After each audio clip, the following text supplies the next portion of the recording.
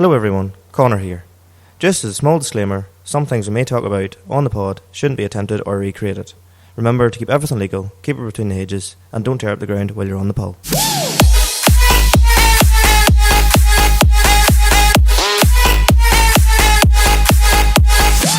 At what stage do you think you would shave to go bald? I would say I'm not that far away.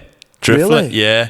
Like, I'd say probably when I rub my hair and I can feel more skin than hair. At the minute, like, I can still feel hair, but you know, when you do that, it's light compared to, say, grabbing here. But even at that, like, now when I shower, my hair goes into lines. And it looks so much. But wet hair it does doesn't look naturally. great. Like, but that was never really a problem until probably the last year, where I've really. So the crown has been bad probably since like 2022, 2023, but in 2025 this year, I've really noticed it thinning here. Like, so although my hairline's not receding, this is going. It's getting lighter. It's getting a lot lighter. Like. Well, like whenever I share, it looks like my forehead is at my crown. To be honest, there's no point in denying it. Yeah. Will we make a start? I thought this. Suppose candid if there was ever a reverse advertisement for Manscaped, you know, if anybody could bring out the silage pit, it'd be great. You know, The buck rake 4.0. no, not the but. Well, I suppose Shear grab 4.0. well, the shear grab still takes away. Yeah, but the buck rake puts it on. Aye. There we go. Manscaped buck rake. Yes. 5.0 puts the It's hair like back Lynx on. silage. Oh my god, my nose is running like fuck. Lynx silage spray. That'd be. Lynx colostrum. It's kind of how I felt and smelled after after 2 my. days, you'd be stinking. So I smelled after my stag do, or not stag do, my doing. Jesus Christ, that was grim.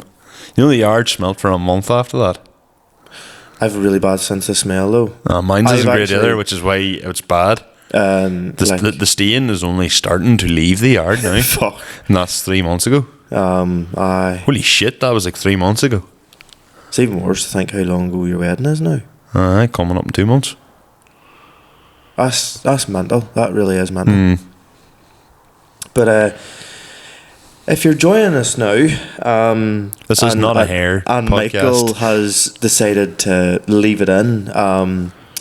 Hopefully you have a full hair day. I think I probably will leave it on. Probably will leave it on. Hopefully you have a full and good hair day. And if you don't worry, because I'm going to join you soon. And if not, well, we're there for you because it's happening us too. We can relate. But this isn't the Agri Hairstyle podcast. No. This is the Agri Automotive podcast Yo. by ourselves at Limited Slip Differences. That's what it says in the banner behind us, yep. Aye. I suppose your perfect storyline of cars, tractors, silage, Lots. modding, yarning, and Talking everything in shite, between. hand spread and shite, yep. I'm Conor, I and am I am Michael. cold. Oh, normally you say I'm Conor and then I say I'm Michael straight away. But you've kind of, you know, like the two Johnnies kind of have their thing where it's like, yes, Mr. Chairman, and they have all their things they say. Well, that's normally, I am Conor and I am Michael. And we've had a thing going there for podcast after Sorry, podcast after I'm Conor, and I'm normally quiet. for podcast after podcast. And now, You don't like it? no, I actually like the fact that we've kind of got a wee thing that we've I've just really. Sorry then. It was only just when you actually. And it was only when you actually start speaking, I was like, how long? He's always waited for me to say, and I am Michael, because then I say, I am Michael, and we're on episode 70. Yes. That's this week's podcast. But no, you go, I am Conor, and I'm cold, and I'm like, what am I supposed to do? What am I supposed to do with my hands? Like, I'm not quite sure what to do with my hands. I'm Michael, and I am bald.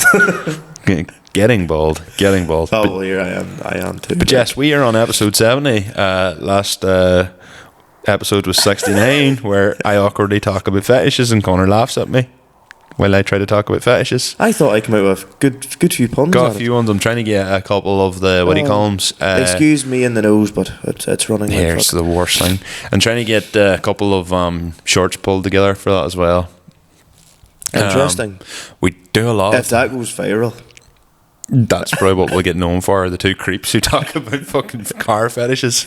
Like, there's the guy who talked about... It was a bad enough comment to be tired at 30 years of age, nothing else better to do other than raving the car. Never mind what the fuck's going to come out with these anonymous accounts then. Aye, but there's no such thing as bad publicity. I'm not saying that, but we do have other jobs. We do. You don't want to be... My boss takes the piss out of me anyway, so I'm alright. I'm covered. Does he get many urine samples? 3 a day.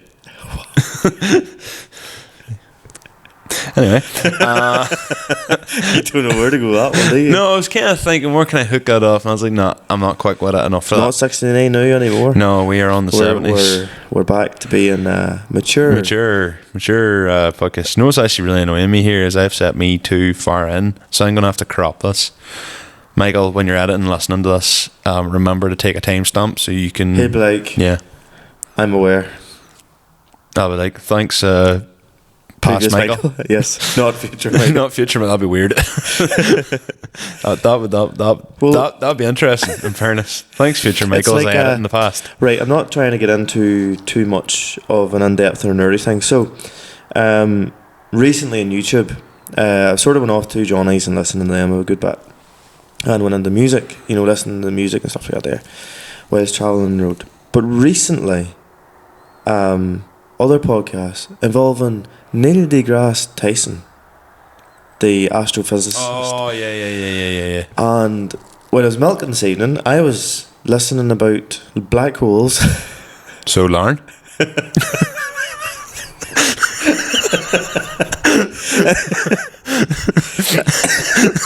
Sorry, Calvin. Anyway, you were saying black holes, Kurt Fergus, what? I need to pee. And this is not helping the fact I was hoping I'd get a bit longer before I need to pee, but it's hurting now. Short. I have to give you that one.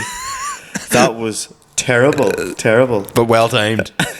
Really well timed. Anyway, Neil deGrasse Tyson talking about black holes. What was he saying about Lauren? Come on. Wow.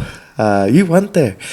You really went there. It was so basically they were talking about if the Earth was a black hole, not just certain locations as you have described. So many 1690 jokes. Anyway, the black hole size would be the size of a golf ball.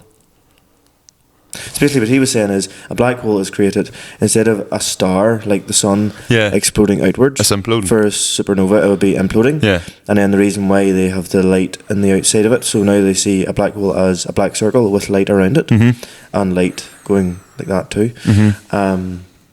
It's because obviously the mass is concentrated on the inside, and even light itself can't escape the gravity.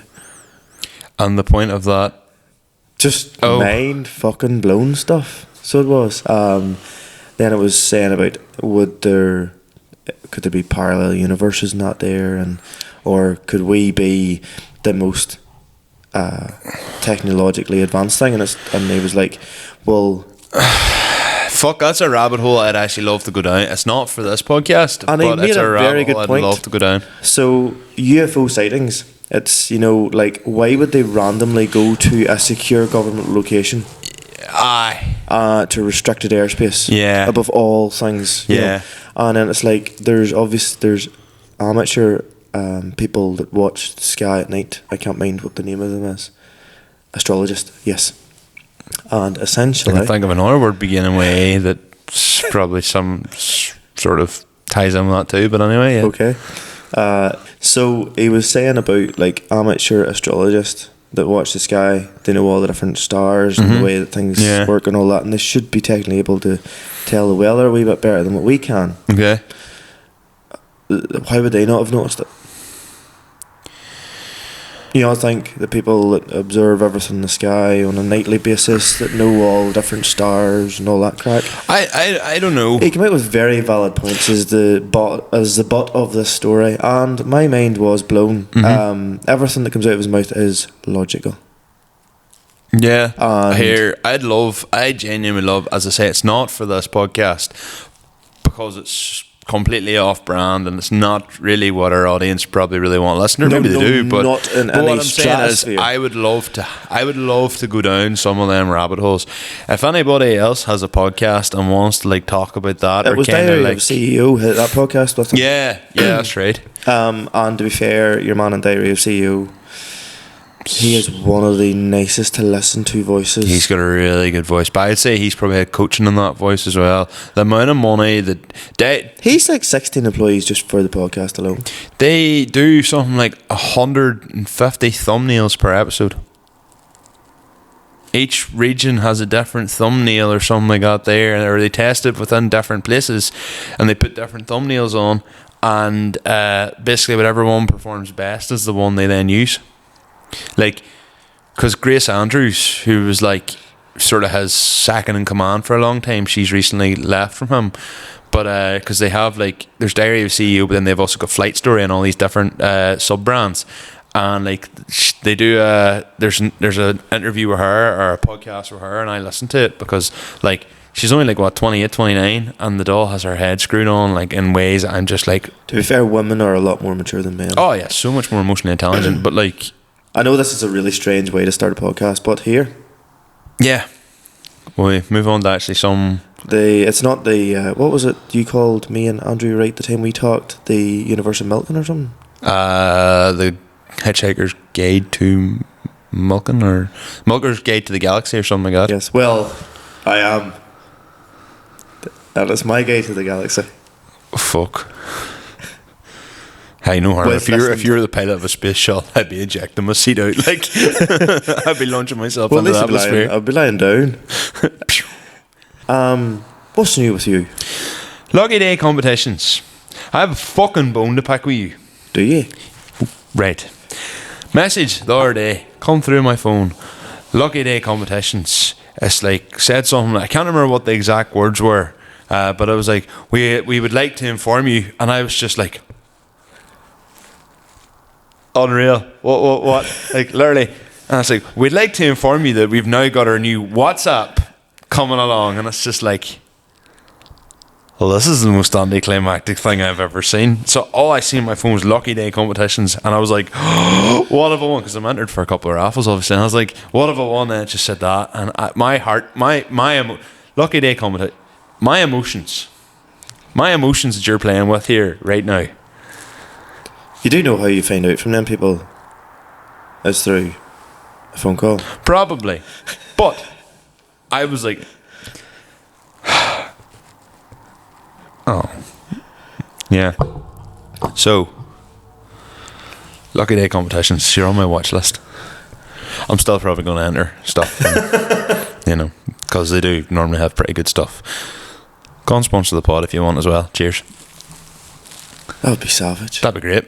I know they sponsor drift games, like, but sure. And they sponsor IDS. Actually, if any competing podcasts or any competing raffle companies want to sponsor us, we're open to that as well. We're open to any sponsors, really. Even Pod needs the money. Even Manscaped. Only if they bring in the buck rake package, they'll put a bit of stuff back on. But yeah, so that's my first rant of the what's new. That happened to me, like, I don't know, a couple of days ago, but yeah, I'm still not emotionally right since. Any crack of yourself? Excuse me, sorry. So, lately I have got nerdy, as we have already established. Yeah. Space has bothered me, which we've already talked about. Personal or... No. Outside of Earth. Oh, yes, as we have just discussed. Not the usual thing, obviously, to listen to when you're milking, but I watched Andrew Wright, also known as Farm Theory, his video on silage analysis and ChatGPT solving problems. Well, I would highly doubt that the nutritionist company listens to this. But if they do, the reason I am not getting your nutritionist to do me a diet plan is ChatGPT. Yeah. ChatGPT doesn't get everything right. I'm not. No, that's the other thing. It definitely provides a very good steer. So basically, I put in. We got the silage analysis back from the face. Still haven't done that yet. And so the silage has come back. How long does it take for an analysis to come back? 3-4 days. Right. Okay. So the latest one anyway was the original one, more or less, it said ME was like 10.7, which is okay. Mm-hmm. Dry matter was like 40%. This is first cut, all the same. Pit silage. That's pit silage. That's good for pit silage. No. Really? 40%? No. Dry matter. What do you expect it to be? 30. Okay. It's too dry.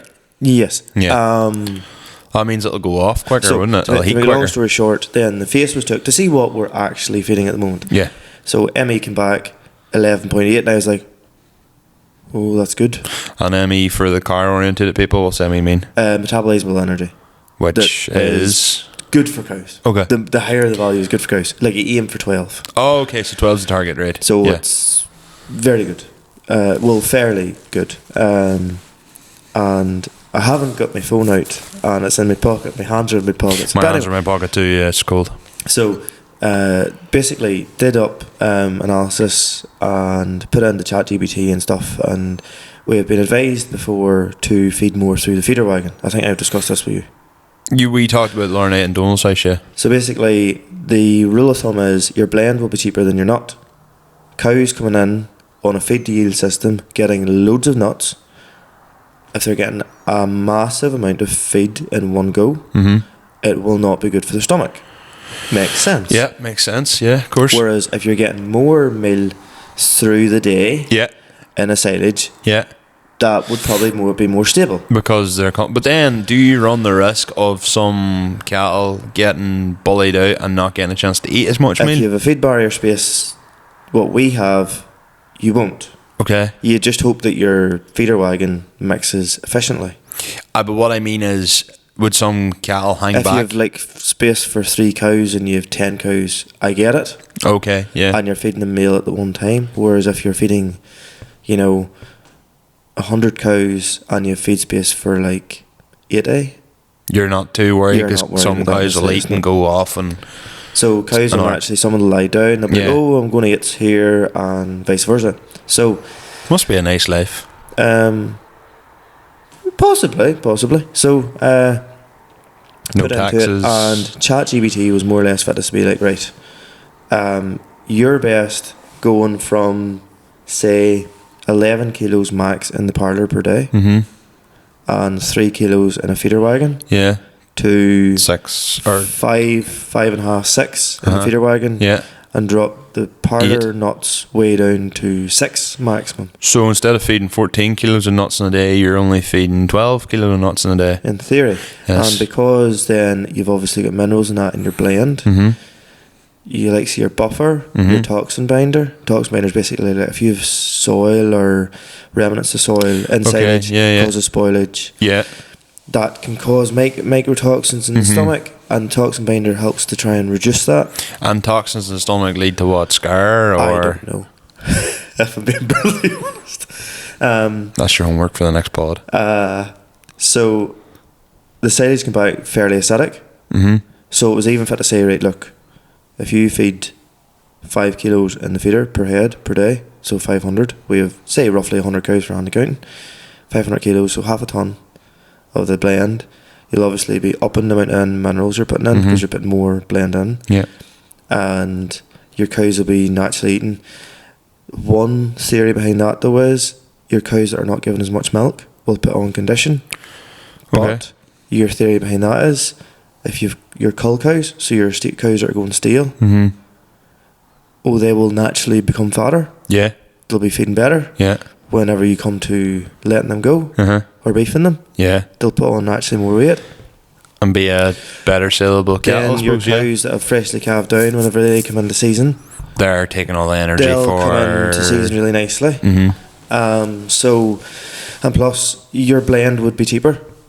So in theory, your cow will come in, not have as much to eat in the parlour. She'll be like, my stomach's not upset now. So she'll go out and she'll start to eat silage again. Yeah. So in theory, to be as efficient a dairy farmer as possible, you want your cow to go into the parlour, be milked.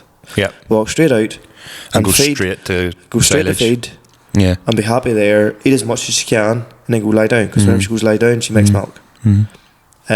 Or as Andrew also said in his video, whenever he done the valves for the self-refreshing drinkers, so the self-washing drinkers, he found the cows basically drunk the most amount in the first 2 hours after. And which would make sense, because when I go out, do you know the big concrete drinkers? We have one of them with the ball cock, which would normally be in the middle, pushed to one side, so the full area of the drinker to drink from. It's nearly empty after milking. Would you be like, wow, that's a lot of water? Like, so, watched that, took a few cues from it, and then was fed to put in like milk price, butter, fat, and protein percentages that we're getting in solids, because we have now moved to an ABC payment. So basically your butter, fat, and protein, it's more paid in the solids than the milk. Okay. I can't remember the full ins and outs of it, off the top of my head, and because it's cold. Yeah. So it was fit to be like, at the minute you're feeding X amount of pounds, you've got so much your price per litre over your feed, and then this is the amount you have left. Obviously you've your other costs coming into that too. Yep. And at the time, whenever I put it in to be most efficient, it had said if you feed a certain way, can't mind exactly because phone's in the pocket, it'd be 25p per cow per day saved, which is 720 quid a month on current milk price. Yeah. Or on proposed milk price. So what's that, $8.5 a year, roughly? What I then ended up doing was, on current costs, rejig it to see what it would be then. So we're still paying the same amount of money, but it then came up being like, if you do this and that, it even did the breakdown of do it over the week. So you slowly put it into the cows. If you notice the litre slipping, you can do this to counteract that. Yeah. And in theory, if all goes to plan, you should be able to get 1 to 1.5 litres per day per cow more. And I was like, that's so cows are currently averaging 25 to 25 and a half a day at the minute on silage and meal. You'll take it, yeah. Which I will very happily take. Yep. There's not that many fresh calf cows in. Any of the fresh ones that are in are upward, like the ones that are hitting peak would be about 40 litres or so a day. It's good going, also. Which I will not complain about. But it's now just, we've decided from the start of the week, we'll be able to we'll use next week as like a transitioning week to see the other. So at the minute I'm feeding about 700 kilos a day through the parlour. That's mental. Yeah, like 10 ton of meal is doing me a fortnight. Concerned I'm feeding just shy of a ton a month of meal, and for me that's a big jump compared to like, I don't know, a bag a week. Are you feeding calf grower then at the minute? Yeah. So if you don't mind, I'll jump onto my sort of what's new. Are you still... No, tear away. No, because it's kind of... My cattle are still out. I still have grass. I'm not complaining about it. And because grass is bouncing out of the ground. But then again, the soil temperature is very good at the moment. Yeah, but I haven't put any more fertilizer or nothing on. Why would you? Obviously, you wouldn't do that. But like the cattle I feel across the road there. I took the cattle off 3 weeks ago. I could nearly put cattle back on it again because the soil temperature is so good. And the wee field like just over there, where they were in about 2 and a bit weeks ago, it's coming along. And then I moved them off. The way. So I have the big hill now, and I'm strip grazing. Kind of strip grazing. Well, I'm like paddock grazing. I've kind of split the field into 3. Yes. So they're first section, second section, third section. But I've moved into the mid section now. If I can get away with keeping them out for as long as possible, I will. I think with them being calves and younger, I think them being out. Just watch it, because if they come into the house, you could develop pneumonia problems. So I have them vaccinated already. What way did you vaccinate them? I have the name of it on my phone. Is it nasal or no injection? Injection. Did you get the gun? It was shit. Really? I got a gun. I'm going to buy another one. Apparently, Fame Valley does a really good gun. I did buy a gun and I put it to 2 mil and it didn't dose the cattle enough. Not happy. Then I moved it a little bit and it overdosed 2 of them. And I was like, right, I can't get this right. So I'm going to buy... Was it not releasing or what? I don't know what it was, but I'm going to buy, next time around, I'm going to buy specifically a 2 mil gun. Okay. And a 5 mil gun. I'm going to have one of each. So just make sure and wash them out after every oh use. yeah, 100%. Well, this other one just got clotted because I was really, I paid good enough money for it and it didn't work. As I say, it's underdosed them, but And vaccinations are not cheap. no, but the vaccines I have, you have to do another run of it anyway. After 30 days? 3 weeks, 4 weeks, depends. So I done mine 2 weeks ago. Coming up 3 weeks ago, and I probably will take them in here soon, maybe next weekend, and give them another run with the vaccine again. And that because they're out, I can actually put them back out again because the ones that you got off of me are already vaccinated. Well, for birth, they're going to be like they'll have their 3rd dose in. I vaccinated. Well, donos are vaccinated too, the same way as you. But through the nose. But I think the price of them. Do I have to put pour on or anything on them? Like bimectin or ivermectin or anything like that there? Before they go into the shed? For worms or fluke or anything like that there? The fluke's the injection. It's pneumonia and fluke, isn't it? I wouldn't have thought you need to at this time of year. No, maybe later on. Shouldn't need to. I don't think so. I can't remember. But I could be wrong on that. It's 2 years since I last kept cattle in. But the way it's working for me now, because I'm still out, I still have all my silage there sitting, not opened yet. I'll probably not use that much silage this year. At least you have it. Well, I think to mitigate risk, we talked about this a few podcasts ago, and I think you're right. Just feed them on. So I'll have not only will I have grass for this winter, I'll have enough because I plan on getting now with I suppose having a few more acres. I can justify getting even say like McLean's out till pump slurry.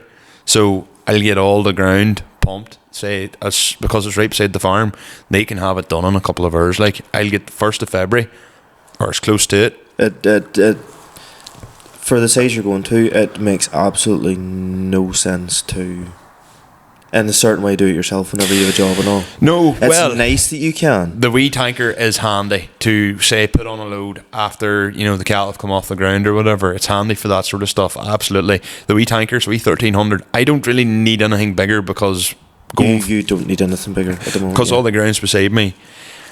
I can be at work, and the ground can be done in a. Instead of me taking a day off work, I'll ring Adam Cooper and go, here lad, can you help me? So I've already spoke to Cooper. He says give him a shout closer to the time, and then same again, I'll just get someone to come out with the big wheels and maybe even like Hugh Barr or whoever with a GPS soar. Quad. Probably not a bad idea. Quad, soar at the ground again. The wee Massey probably would do it actually alright, but meh. No, probably would, yeah.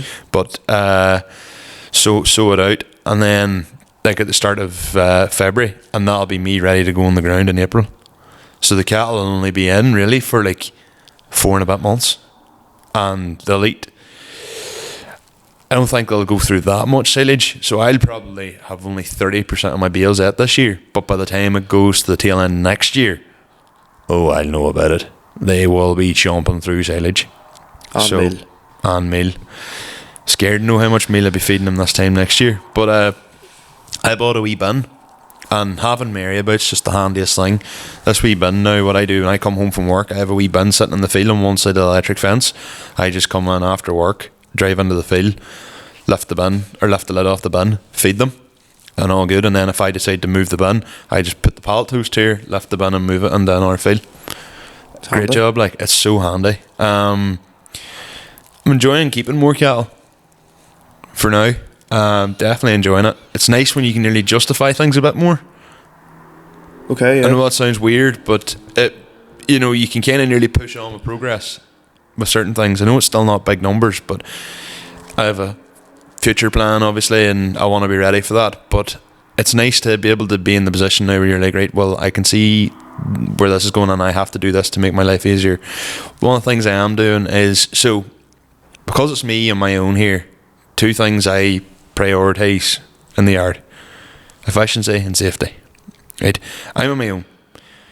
I replaced a lot of my paperwork coming up 3 years ago, January 2023, and I moved all of it above ground. I was going to come out with something there, but I am aware of the humour style you have, so I will not say it. Fair enough, because that would throw me off. January 2023, I brought everything above ground. The shed where my cattle are going into, right, a couple of years ago, I had pipes running across the back of the wall. They didn't seem to bother with it, but the way I've redone that shed, I've now actually doubled the pipes, because the way that shed was done was basically I just teed off the main line.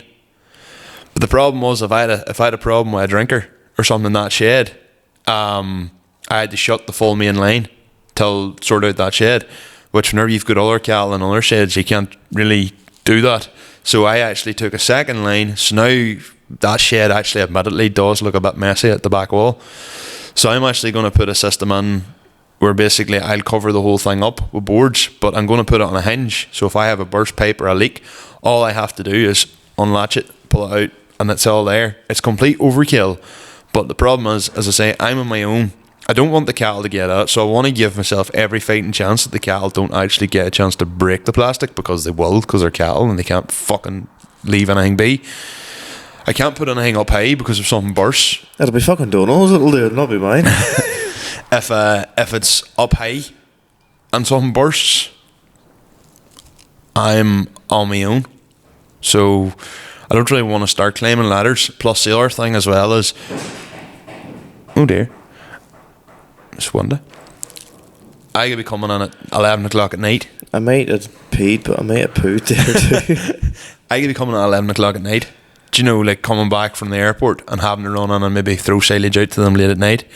Do you know, it's just, it is what it is. I want it, if I come home to a burst pipe, that I'm not having to go start climbing shit when I'm tired. So that's my plan for this weekend, is to get all that done. So brought Mary into the shed there as well, working on it, working on her to get her sort of having the new door on. Oh yes. Yeah, so I bought doors a couple of weeks ago. Either my cab's buckled or the cab, the door I got previously was buckled, and I think the answer is both of them are buckled, but both of them aren't buckled the same way. So the reason I bought new doors is because this one doesn't have smashed glass. Admittedly, my door's probably in better shape in terms of rust, but it also has a smashed window. And then me and Matthew Henry started seeing if we could look at maybe trying to pull the glass out, and then the rubbers just perished. What time did you go to bed at then the other night? Oh, like 1:30. Jeez. Yeah, and it's, yeah. So I went and you were still there 2 hours later? Yeah. Wow. Yeah. I held Matthew captive for a while until I was like, look, you're hungry, go. But the man probably was fading away. Aye. But he's muscly as fuck. Yeah, he is a tank. He's an animal. He's a big boy. And so I need to put a new door latch on. Modified the door latch to make it work, because the door wouldn't close. So a wee bit of notching and cutting later, cut the door, rehung the door, welded it into position where it all lined up. So now I can close the door, which means that now in theory I can wash it. Not that it would matter, it'd be like polishing a turd and then chucking shit over it after. Here, but glass cleaner does wonders. Nah. Now you can see out and it's not cracked. Well, it's more just for like that. My biggest fear was always when you're driving about the yard, that door was always hanging open. And it just, now I can close the door and I can be wherever. It does need a good run of glass cleaner though, and it needs a couple of wires. And I'm going to try and see if I can sort the speedo cable for the gears so I can go into the high box, because I'm sick of driving about in the low box everywhere. So that'll be that done, and then after that it'll be pulling in the trailer to get the brakes done, and then after that it'll be the What Sierra brakes? Trailer brakes on my car transporter. Oh, I think one of them's seized. So you can hear a grinding noise. It truly rolls back fine, but when you try to pull it forward, it locks up. So So you have the handbrake on it all the time? not always, but the handbrake wouldn't be tired on it anyway. So it's a good. I'm going to do all 4 brakes, regardless if it needs it or not. I'm just going to do all 4 brakes anyway. Know what you have. Yeah, and main thing is actually the bottom shed's all cleared. Cavalier has lay in the bottom shed for 5 years. Fuck knows how long. 4 anyway. A project that was this close to being started, and then the engine went bang in the Sierra. Engine number 1 went bang in the Sierra, and we pulled it out, and the Cavalier's lay ever since. So, Is the Cavalier still mint underneath? oh, that thing's immaculate. That Cavalier's absolutely immaculate. There's one on just the front slam panel, or there's like one wee speck of rust, which I'd like to get sorted.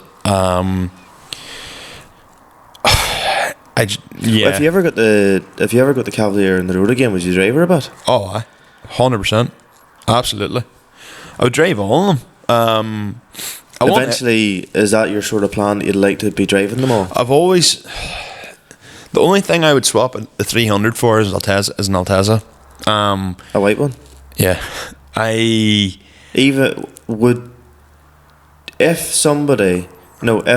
your old one, the option was put up the way she sits at the minute, would you swap the 300 for her? Do you know what? I think I nearly would. And lose money in the 300, but have it. Yeah. No, genuinely, like if you get turned around and you offered it to you, I don't think he'd buy it. But if I could, if the 300, if I said, here, look, I would take that Tesla back, and he goes, I need XYZ, I would see how much I could get for the 300. The 300, to be honest, is probably the better car. The 300 will hang far better, it'll drift better. It's a faster car, but it's just, I don't know. The thing is, I could have once the 300's out and she's running, I could look at this and go, this is a phenomenal car. I don't care about the Tesla. Do you think you'll make the same mistake twice? I always want to have an XE10, where it's an SXE or a GXE10 chassis lying about here. I am scared of getting rid, and then in maybe a few years' time, boys being like, I had one of them and I sold it. And even if it's worth a lot of money, I still wouldn't sell it. But you would know what you have. That's kind of my thing. But I think the 300 is still a very good buy. I think the 300, to be honest, was an excellent buy. I just need to get the gearbox and all. Well, you hadn't really spent a massive amount of money on it, in regard to, and you daily drove it and all. Oh, I have a load of parts sitting for it. I have so much stuff sitting for that car. Like, you think about the wheels, coilovers, most of the only thing I don't have is the bell housing for the auto conversion. But I want to get it properly running before we do any of that. But that's kind of all the what's new. Have you anything else? Not that I can think of, to be honest with you. Will we pull on to our guest then? So, Michael, before you go to drift days in the Sierra, what do you do? Bold of you to assume it's working, but if it is, I'd probably go to CDM Sport. And even if it wasn't, I would still go to CDM Sport to get parts, because Conor can provide all the custom bits for your car. So anything from ECU bits to clutch bits to brakes to literally anything you need, you can get. Drift car, performance car specialist. Get on to cdmsport.life. Adam, yes, you like cleaning cars? I do, yes. Anything but yours. Yeah, that's fair. But if you were cleaning, what would you use? Well, a bit of JTech kit. Oh, lad. How would you do it? How would you go about doing it? Well, we start off with a bit of citrus pre-wash, pristine 360 if it really needs it. Agri spec, yes, proper. Yeah. Chuck on a bit of snow foam, get it rinsed off, get the shampoo going, and then top it off with some ultra wax. Deadly. Does he do anything else? Tons of stuff, lad. Get yourself on the JTech chemicals. Plenty of good stuff there, Just JTech, kid. Get in your head. Organic videos advertising is so much better than actually paying for your advertising anyway. 100%. See if you can do organic advertising. Well, it just makes it much more bearable to listen to, doesn't it, and watch? Yeah, and then people don't see that paid ad on the bottom, and they're like, I don't know about you, but anytime I ever see a paid ad, I'm like, oh, 100%. Scroll Yeah, past. absolutely. Yeah. Because you're just like, sold to the devil. Boom, next. Exactly. Yeah. Exactly. Next. So, all my content, my social media, I would never, pay for anything. Obviously, you wouldn't on your own personal stuff. It's different if you're trying to sell a product, though. Even at that, I've tried to not promote anything, like, you know, push, like, pay. Yeah. But then, like, certain, like Meta, for example, really punishes you if you don't. But it's They funny, do. like, the time that we done the charity run with the tractors, see with the first video that went out, got, like, say 120 shares. Every video subsequently after that blew up. Yeah. Because it's like, oh, they must be in the algorithm, so then it was doing well. Yeah. And then after about 3 weeks, I went to fucking shite again. But that's what I was going to say. It can be detrimental also. Like, Yeah, you get that initial push and then you die off. So you're trying to come back from that. It's so hard. What I have found with TikTok is you do a good video, you release 2 or 3 videos after, and stuff that you're like sitting going, this is savage content, like this is a great video, and then like it gets like 2,000 views and you're like, what the fuck, what have I done wrong? And then I have found if I leave TikTok for maybe 2 or 3 weeks and then come back, you restart the algorithm again. I completely agree. And I think as well, if you have momentum going, you just have to go for it, like continue every single day. Like right now I've gained momentum again. Like you go through like dry spells and then you'll take off again and you'll slow down, and like even now I'm having a struggle like with people is actually keeping a follower as such also. Like it's hard. People will unfollow so fast nowadays, where it never used to be a thing, and then now they unfollow you. It was. Oh yeah. Fuck, I actually deleted the Who's Unfollowed Me app on Instagram like years ago because there's people who I was like, why did you unfollow me? Yeah, and it's upsetting. I actually, genuinely, like, I don't want. You want to text them at all? Yeah, genuinely. Was there an unfollow app for Instagram? Oh, yeah, there was, there still is. You can still get them. They don't work though. If you have, like, I can't use it because like of how many like you have. Like you wouldn't be able to use it now for like TikTok and stuff. Like it works if you have like under 10,000 followers, I think. But after that, it just doesn't even work anymore. It was But I remember there's people who I like would have considered friendly enough, and they don't follow me. And it was like me posting photos of like the car and stuff. And then like I remember getting absolutely ripped through by a girl one time. She's like, "All you do is post photos of your car," and I was like that's literally like what my Instagram's for. Like, you know, and like so like people who you'd maybe went to school with, and next thing they unfollowed you, and I was just like, I know. And I was kind of like, I was like, bro. I know what. And I was like, so I actually deleted the app then because I don't want to say I was losing sleep over it, but I kind of nearly was. It makes you sad. You're questioning, like, did I post something? Did I say something wrong? Did I offend them in a way? Like, I get it. I actually get it. We've been doing this like a real candid intro, which is great because candid intros work best in my opinion. We probably should actually introduce you. And the fact that you're not actually supposed to be here this week. You are pulling us out of a serious hole here. Good. So I'm glad. We had another guest who I will now have to do another intro for them next week. They're on next then. Okay. Well, so we've planned, but so I've actually already had to delete 2 intros.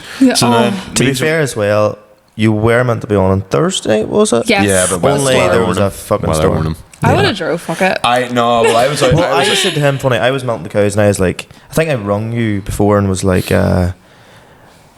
Abby's bound to have cancelled. And you were like, no. And I was I'll like, tell you well, what, to be fair, it's not that bad. Bear in mind, AirPods in the parlour, listen to music. Yeah, you don't hear. Not a fucking thing that I hear. Yeah. Walked outside, I drove home from Monaghan from work, and I was like, it's not that bad. And then I got on to like the A5 and was been blowing all over the place, and I was like, oh shit. And then I was like, okay, well, that's fine. And then I was out feeding the cattle, and I nearly got blown away. And I was like, the last thing I want is for her to like be driving up here and to crash and not even crash, like a branch fall off a tree and smash her windscreen or I get it. whatever vehicle. And I was especially if somebody could win the car. Yeah. Well, that would have been my A6, so it would have been fine. Oh, fair enough. Yeah, it's fine. I can fix it. It's just fine. But we're putting an invoice on it. Fuck. You'd literally be bankrupting us. I'm joking. But yeah, so we have Abby Higgins on this week. And if you decide to come out from under a rock, if you've been living under one, but if you have been living under a rock, you'll probably know Abby. If you've been missold car finance, car finance, or you want to win a car off storm competitions, I'm your gal. Yeah. So yeah, you've basically been popping up on all of our social media's lifetime. But I'm so sorry. I am So sorry. I'm so sorry about that. Like if somebody seen my phone, they'd be like, "Oh my god, are you her biggest fan?" I'd be like, "No, it's just pollution." She's just killing it at her job. It's just the algorithm. To be fair, the Evo video where he goes and diffs the Evo as soon as he won it, that was pretty fucking cool. What a like, legend. Yeah, What an but, like, you would. absolute legend. At Oh, least, they're hard to diff. do you know what? Yeah, 4-wheel drive. Oh my god, I was like, oh, this is going to end in a disaster. I just remembered seeing him going for it, and I was like, oh god. But he did it, and he pulled it off, and he did it multiple times. By the way, he was over at this end of the yard. They don't like that. He won it for like 99p though, like, you know what I mean? It was a So- really blue FQ 340 Yeah. as well, like, and I was like, I was so jealous. He rocked up in an M5.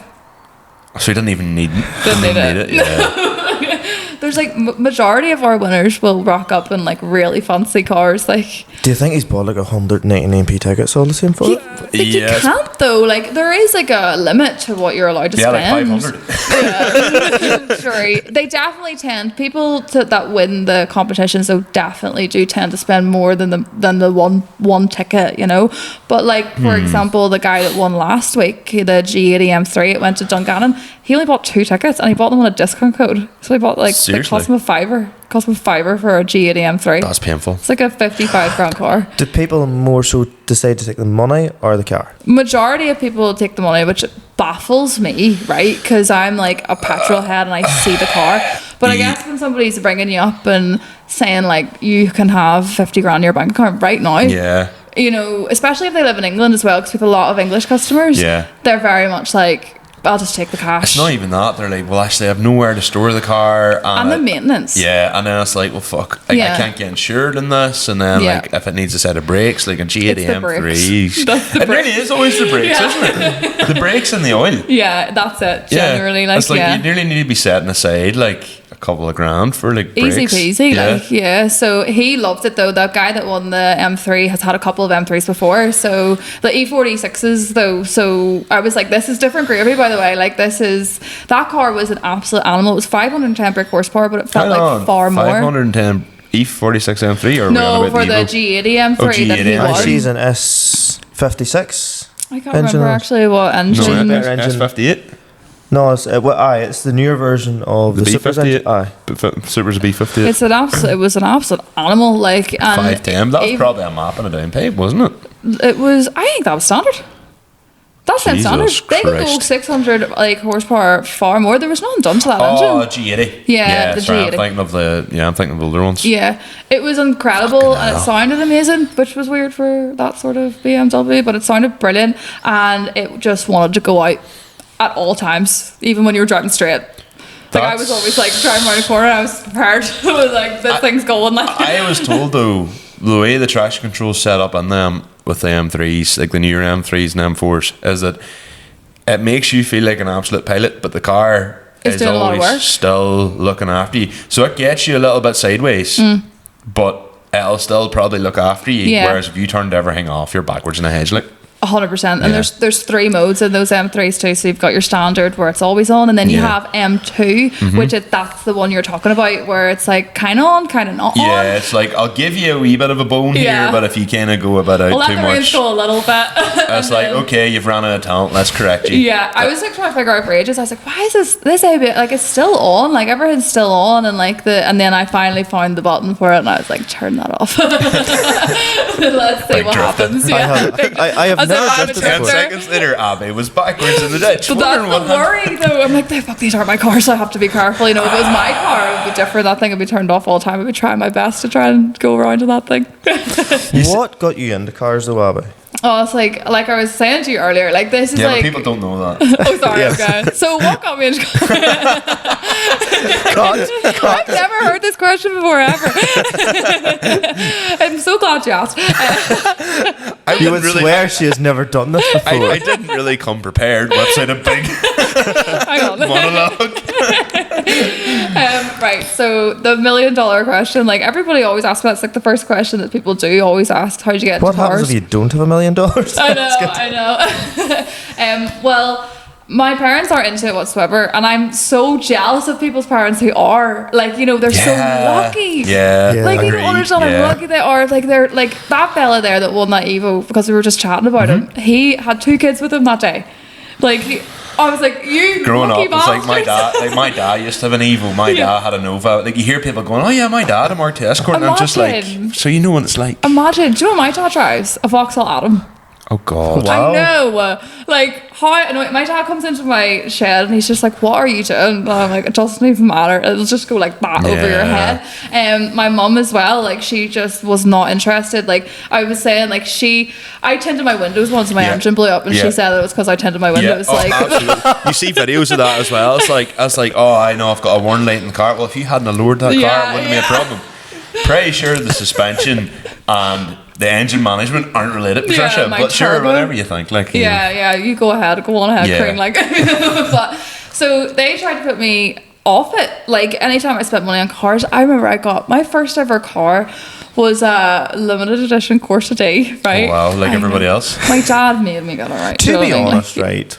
Not loved it. slagging the man out at all, but They actually were actually a wild They nice were a car. nice looking Like, car. Oh, yeah. Like There the were so many Fiestas ones. with a kit on them at the time were really nice. brilliant too. car. I bagged it. Yeah, it was the first Did thing. you? Did you? What color was it? White. I was Like bagged the on pin stamp. bag. Pin bagged Yeah, it. I remember seeing the pictures of that. Yes. So Was did that you, the first thing you ever did to it? Though? Yes. So did you know the likes of like? Yeah. Did you know the likes of like Harry Wheatley then back in the day? He had I the, do. yeah, like Steve Ward and all those guys. Oh my like, gosh, they- That's a they're throwback, English like- ones, aren't yeah, they? well, no, Steve Ward used to be over here, but But he's originally Harry Scottish. is. He Harry's goes out with English, your yeah. girl. I know her as well. I can't think of her off the top of my head. But yeah, they do Gravity and stuff now. Yeah, he runs about with Jordan Clark. Yeah. So, So yes, I did actually know them way back in the day. and Hannah Roberts as well, I think, from like down the country. used to- Oh yeah. yes, of course. Yeah. It's actually the funniest story ever, right? Because I wasn't allowed to lower my car, right? Like, That's oh, why- like yeah. all there. Mhm. Yeah. You know the crack, right? And my dad was like, so do you know the way, right, this is how it started. I wasn't allowed to lower the car. And I was like, right, how the fuck can I lower this thing, right, without my dad knowing, right? And I was researching, like, fuck, like, I knew nothing about cars, right? Like, I knew, especially modifying cars. And I had to figure this all out for myself. So I was researching, and I was like, right, bags, I can do bags on this thing. I was like, okay, I can lift it up and down. I can go home, set at standard height. He'll never know. Go out the road, and I can have a deck. Perfect. I was like, this is a great solution, right? So anyway, I brought it to Peyton. He did everything. He was the man. Was yours the Rayburn bags? I'm not even sure what bags were. Like, I think yours was done Rayburn bags. Was it? I Yeah, wouldn't even 'cause know. I think your car was done at a very similar time to my 207. And I remember, I think I'd asked him about the bags, and he was like, oh yeah, like there's the Rayburn bags, they don't do airlift or AccuAir for your car. I actually think there was an issue with that. Now you're saying, oh, I didn't give a shit. I just They wanted were it low. prone to leak. They're in sleeve bags then. Yeah, they were prone to leaking. Yeah, the sleeve ones. They've come on leaps and bounds now. Bags, Hugely. like, it's oh, crazy. Bag technology is unreal. Like, Yeah. that, not a word I ever thought I'd be saying, but like, Gotcha. Everyone's gonna like unfollow you now. cancelled. Yeah. Like, but honestly, like, it's something like it's not something I ever thought I'd be saying, but like, yeah, like compared to, and it's so customizable now. Like, what you can do, especially if you buy like say BC coilovers, you can basically fucking bag whatever you want. Yeah, Apart exactly. from mine, because BC wouldn't fucking sell me coilovers for the Sierra. The wankers. Oh, dicks. Not that you had any In case issues they with want to sponsor me coilovers. one day. I But, would yeah. love that sponsorship. I know but- that would be nice, but Yeah. yeah, no, I was, so I ended up going to Peyton, and then I got my bags, and I was so happy with it. But I asked him to put it in like a really inconspicuous place, right? Do you remember on the courses they have circular air vents? Yeah. And it was a manual setup at that stage. Yeah. You couldn't even get V2 at that. Was it No, maybe just coming on the yours scene? was like the proper, yeah. Because I Yeah. remember your setup, yeah. Two-way manual setup. I was like, this is brilliant. So he took the vents, but there was this big bright luminous thing. Well, my dad asked me to give him a lift one night home from the pub, right? And Nicole Ritchie, Yeah. she was in the passenger seat. This fucking thing was lighting up his face. I knew he was going to ask what it was. So me and Nicole put an air freshener over it and just stuck it over this like manual like controller. And anyway, halfway down the road, the compressor kicks in, and all my dad's in the back. He's like, "What's that? What's that noise and all?" And then the air freshener fell off, and it was just a disaster. But he never figured it out. He was too steaming. To this day, he doesn't know. To this day, he does not know that a car was bagged. Seriously? He'll know now. So That's well, the So same story with made you want to 207. lower the car though? I do know. I was driving down the road in the passenger seat. My dad was driving, and I remember seeing this white Volkswagen Jetta going out the Downpatrick Road from Saintfield, going out the Downpatrick Road, and I was like, this thing was bouncing down the road. I was like, I want to be like that. I think I was like 14, 15. I loved it. And then ever since I seen that, I was like, that's what I want to do. That's so cool. And that was I think that's kind of the way a lot of us are. Like, and how we, it's the scene here. It's actually growing up in this country, and the culture. It's so strong. It's a very different culture compared to the likes of like England or whatever. But because like, ironically though, just do you mind years ago somebody asked you, you're 207 at the time, the way it was. Obviously it was in hydraulics and fancy wheels and stuff, right?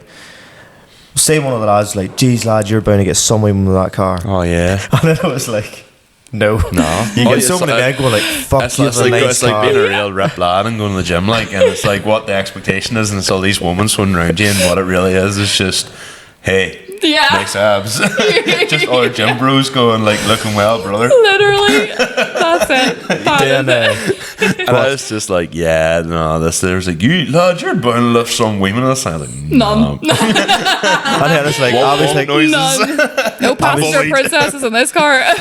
obviously, this one time, that's pure deadly. That's bouncing all over the road. Yeah, I loved it. Oh my god, I love that thing. And ever since then, I was like, that's what I want to do. See, around here it was all 306s. Yeah. So like whenever my cousin, who's like 7 years older than me, so she got her test and all her mates and all were all driving like lowered 106s and 306s and Saxos. Love them. And Saxos, love it. This is just so cool. Yeah. So like whenever I was just like, I just want a decked car. Yeah. And then kind of some of yourself, I did lower mine, and then I was like, my mum was like, I don't like the fact you've that car lowered, and I was like, oh, that's fine. I'll get it that we can like have it standard. And then I kind of said, it's like, look, whenever I'm driving, it'll be normal height, but then I can park it low. Perfect. It's the perfect solution, isn't it? Like, look, being honest, whether my ma had said I could do or not do it, because I'm a rebel, you know. Yeah. You know, I was just such a bad bastard. Like I was gonna do it anyway. But like, you know, like it's kind of one of the things. Is like, look, I think as well at the same time, like, probably a bit like yourself, I can't do things by halves. Yeah, same. Yeah. Like I can't just have something kind of either I don't touch it. Yeah. Or I'm all in. It's the while you're there curse, bastard like, ever was. Sure, while you're there, like, it's the curse, like, you know, it's like, sure, fuck it, like, I saw my engine, so like, I'll come out of my 190, like, do you know what I mean? It's while you're there, sure, fuck it. Like it's like you had a perfectly working engine that you spend money on getting it right, and now you're pulling it out of the car to put in an engine that doesn't even fit. Yeah. Like my 190 started life off driving, by the way. Like for people that probably don't realize that, it maybe came on afterwards. Like, and now it's like not driving, and like, you know, like I got driving again, but yeah, it's here we go. covered in chalk writing, just saying such and such here, such what and such. What a fucking idea! That was a good idea. I actually really like that idea. Yeah, I know. I came up with that one myself. So I've never had bags or hydro. I've just had cheap coilovers. I've never spent any more than £300 in coilovers. Oh, you're so lucky. Like, anytime I buy a car, I always have to like factor in that thousands for suspension. Like my Polo, whenever we lowered it, we put his subwoofers into the boot and say they were that heavy. I get shocked. That's all we could do. That's how we got it. We could only do the back of them, right? Yeah. And then the back bolt where the shock was down into, I sheared it when it was taken off. Oh, whoops. So that was funky getting home. But then, Rubber subs actually breaking off. That used to be such a thing. I had one in the back of my course. We talked about this actually in the last podcast, because while Dylan, we're talking about Max Power Memories. Yeah. And we were talking about how like I would love to like do something big audio. I would love to do an audio book. I think it's so cool. And I think a lot of us are all in that same boat of going, I'd love to do like the whole like subwoofer kind of style thing. Yeah. But then you're also just thinking, but that's money I can invest in wheels or bags. Or, I know. You know. I know. Or power. Yeah, or power. Power is a big thing now as well. And power is the big thing now. And like you can very easily get sucked into that trap, as we've all found out as well. it's the most expensive part, I think. And you know what the biggest problem with power is? Well, sure I should. Yeah. Or well, sure I could. While we're there. While we're there. It's like, well, sure, when the engine's out.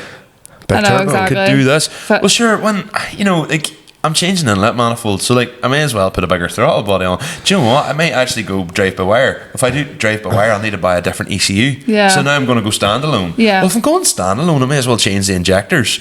Sure, if I'm doing injectors, like, well, a bigger turbo. Yeah, my issue is when it's just I look at it and I'm like, that looks horrible. I want a shiny new part, and then that's my problem. You know, it just goes down that rabbit hole. I wouldn't be so much like that. I'm a lazy perfectionist. I like trying to make things work, but if it's like kind of like my car's known for being quite rough and ready. But at least you can drive them then. You don't feel bad for driving them nearly. Like, that's why. Well, if my car was like, I know other people who have out New Calvin Kirby spent a lot of money on their cars and like won't go to Mandela with me.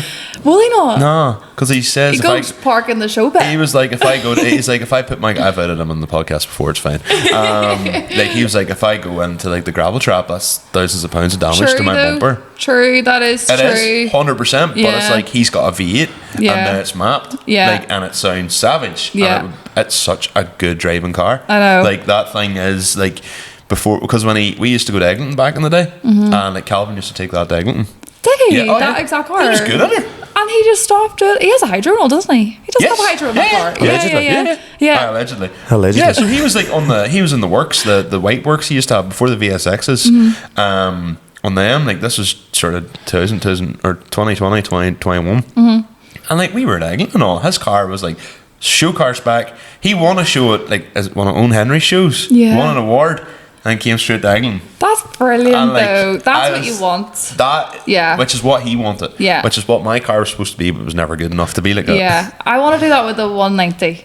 I would never do anything, I don't think, to the BMW because it's got so much sentimental value Yeah, to me. yeah, of course. Plus, it's not really like that sort of car either. not. It's a just- cruiser. Yeah, I was gonna say it's burnouts. a Big it's a VIP. touring car Yeah. kind of thing. Like, and I don't Yeah. mean like a grand touring car. Yeah, you know, it's 100%. a type of thing you'd love to drive along like the North Coast Road. Yeah. but like chilling. And like just a ton of noise. Yeah. That thing's dead to the world, but fuck, it sounds like it's lit. Like, Yeah, you know. the 4.4 V8s wouldn't actually be that hot. Like, It's it came out of the factory like 300 brake horsepower, but now I like bet you that your automatic, the way they're set, because it's the same as Lexus's. Mm-hmm. So like you take Calvin's 1UZ is a perfect example. Take the NLS 400 is fucking dead. yeah. Take that engine out, put a manual gearbox onto it. Do you think? Yeah, No, okay. my Manual Lexus is the conversion same. then. So my AS 300 has the 2J, but it's not turbo or nothing like it. But it's supposed to be 210 brake. Yeah. That walks it. But I know a manual AS 300 would walk that Type R. Yeah. I know for a fact it would. I've seen a lot of TikToks recently, and I would be surprised if I don't have that with my goal. Anthony Lagan's AS 300 walked the Type R. So, Matt Did it? for you won't spend the money on actually map yours, so you're alright. Slag I'm each other safe here against now. you. put it this way, I've seen too many Fight, TikToks fight, fight. recently. And in the red corner. I've seen way too many TikToks recently, and I'm just like, I know I probably should just map it. Just do it. We'll Just map do it it. anyway. Like, Yeah. Just do it. Regardless. You know why? But you can't ask me because he'd say, Michael, should I map my car? I go, yeah. Yeah, You know, same. and that's kind of like, damn it. I peer needed someone to pressure put me you. off. And while you're at it, you should do a turbo. Yeah. No, that's actually jokes aside, that's one thing we decided never to do. Like, because people have been like, oh, you should put a turbo on it. NA cars are so much fun. Yeah. Yeah, they don't need a turbo. It's just the do you noise think? is the only reason why I'm at it. Like, Yeah. so I spent £1,000 for a fast limiter. That's it. That's all. Yeah. So it just gets limiter bash everywhere. Well, that's Achievement unlocked. Top points. like. It is I mean, like, it just looks like every other Type R. Yeah. Limiter bash. But I bet I want to hear it now. And actually, it's a very Well, good it can't sounding be car. started, Because but you that's- spent, but you got like a proper HKS hyper. That's quite cool, to be fair. Like you've spent like that car has money spent on it in places you'll never see it. Yeah, I know, and that's why I hate that also, because I'm like, I have this, and this, and you can't even see it as well. Enough about the Type R though. So yeah, Yeah, What we've went did you really do? off topic. Yeah, you won't shut up. You bagged the Corsa. What else did you do after you bagged the Corsa? I bought a PD 130 Mark IV Golf. I don't think anyone knows about that one. No, sorry, I got a PD 150 or a 51. Was that after the Corsa though? Yeah, It's an ARL Like- engine. yeah, I Like- got one of them. Way back years ago, then you Yeah, had one of them as that well. was straight after. I actually had them So two you of them only at the bagged the same Corsa, you didn't do time. anything else with it? No, it didn't. I sold it after So you that. didn't even put wheels on it. No, this is what I mean. I was like, You I fucking put airbags in the Corsa, didn't do anything else. did nothing. I was researching everything for myself. I had no friends that were like into cars or anything. I had nothing. I was trying to figure this all out, and at that Fair point enough. in life, So let me I had get. nobody to guide me or So what nothing. age were you whenever you bagged the Corsa? 18. So let me get this What straight. price would it have been to do the bags roughly I back don't even then? think it was that expensive. It was Right.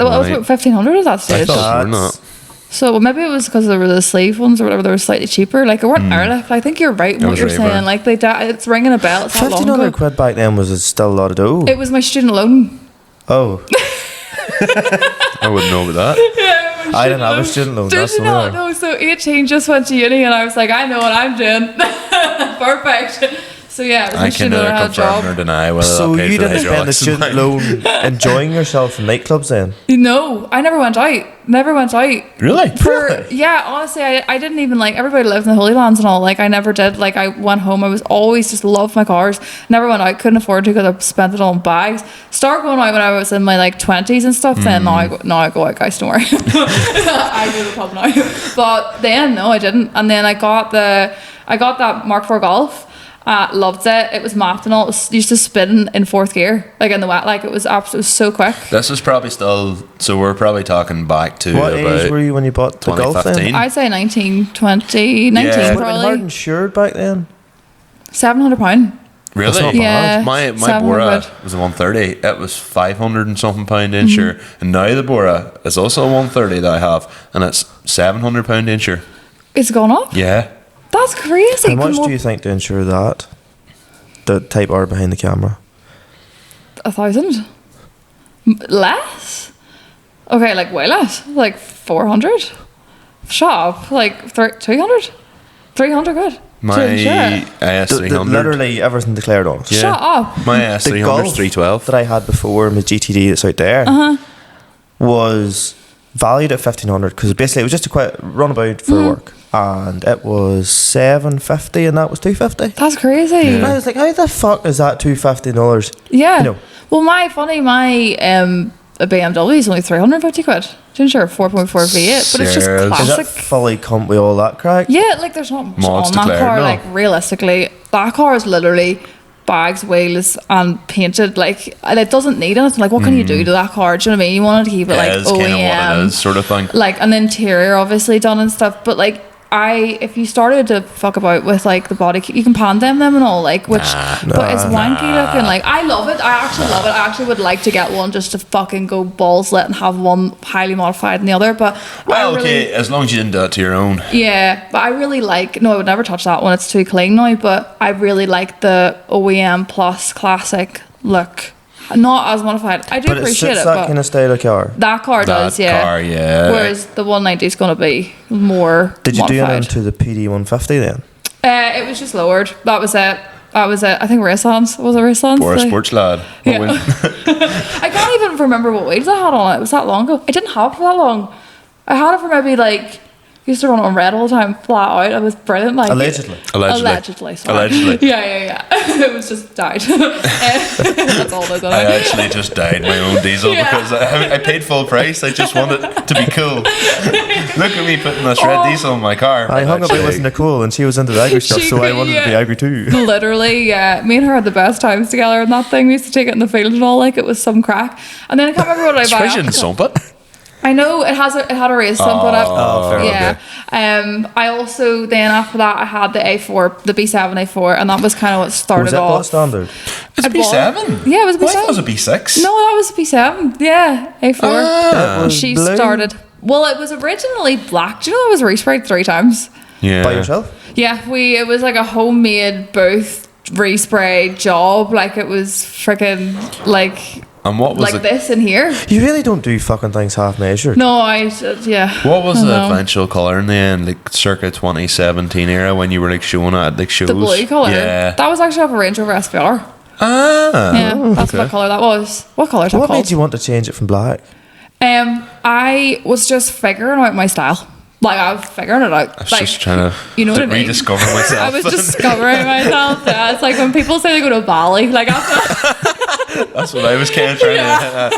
I went into the rainforest and yeah. went and met these tribes and just, felt just that this is what I should be doing with my life. And Honestly, decided I was going to paint my body blue. I did. I felt Was it didn't around I? this time that you started to socialise? Yeah. I started socializing people and started talking to like people with cars, and then I was like, "Oh, this is what you do then." And then so you bags and you What then do you mean? You can buy wheels. yeah. And then the arches and all were like Yeah. that and all. Like I fucked about with that and widen that and just tried to find the style that I liked. Like, that's what I mean. Like, I had no idea what the fuck I wanted to be, but now I know. Now I know what I like. Like, if I had built that car now, I would fucking hate it. Like, you know, but you go. We do some questionable things. Yeah, like, I look back, it's like you wear a really bad outfit, and you're like, why did I ever wear or that certain outfit? wheels are in a car or whatever, wear different hairstyles at times. Yeah. Well, we can't do the hairstyles anymore, so the fucking hair's falling out at this stage. Well, for you guys, yeah. Yeah. There are days of That's why hat's just covered. I know. If I wanted to like grow my hair long, I'd look. Side note, right? So I was at the airport one day. Open another tab. And this guy had a ponytail, but he had no hair on top. On the back. Yeah. It's like party in the back and business on the Yeah, back. honestly, I was just looking at this going, why is he bald but has a ponytail? Oh wow, he's Yeah. really holding on. That was a look. Yeah. That was a look. And like, I don't mean like he was like, you know, like there was he was thinning. No. It was skin. Non-existent. And then I was like, wow. That's So you nice. got a Well, hair back. transplant in the wrong place, or else could have hair extensions for all you know. You got God Well, see, knows this your nowadays. hair will always grow because this hair and this hair's not the same hormones or something. This is effectively testosterone. This I is know not. you should really start getting a sponsorship from like a hair. Oh, we have to say that if Manscaped do the silage pit or the buck rake, where basically they're putting stuff back in. Yeah, perfect. You know, so like if Manscaped want to come on and sponsor us, like that's Please what we've do, said. yeah. That'll Shout out be Manscaped. our. We're the two men for the job. Just Like, tag them in this podcast. Not for male grooming, just for adding hair. that sounded so wrong.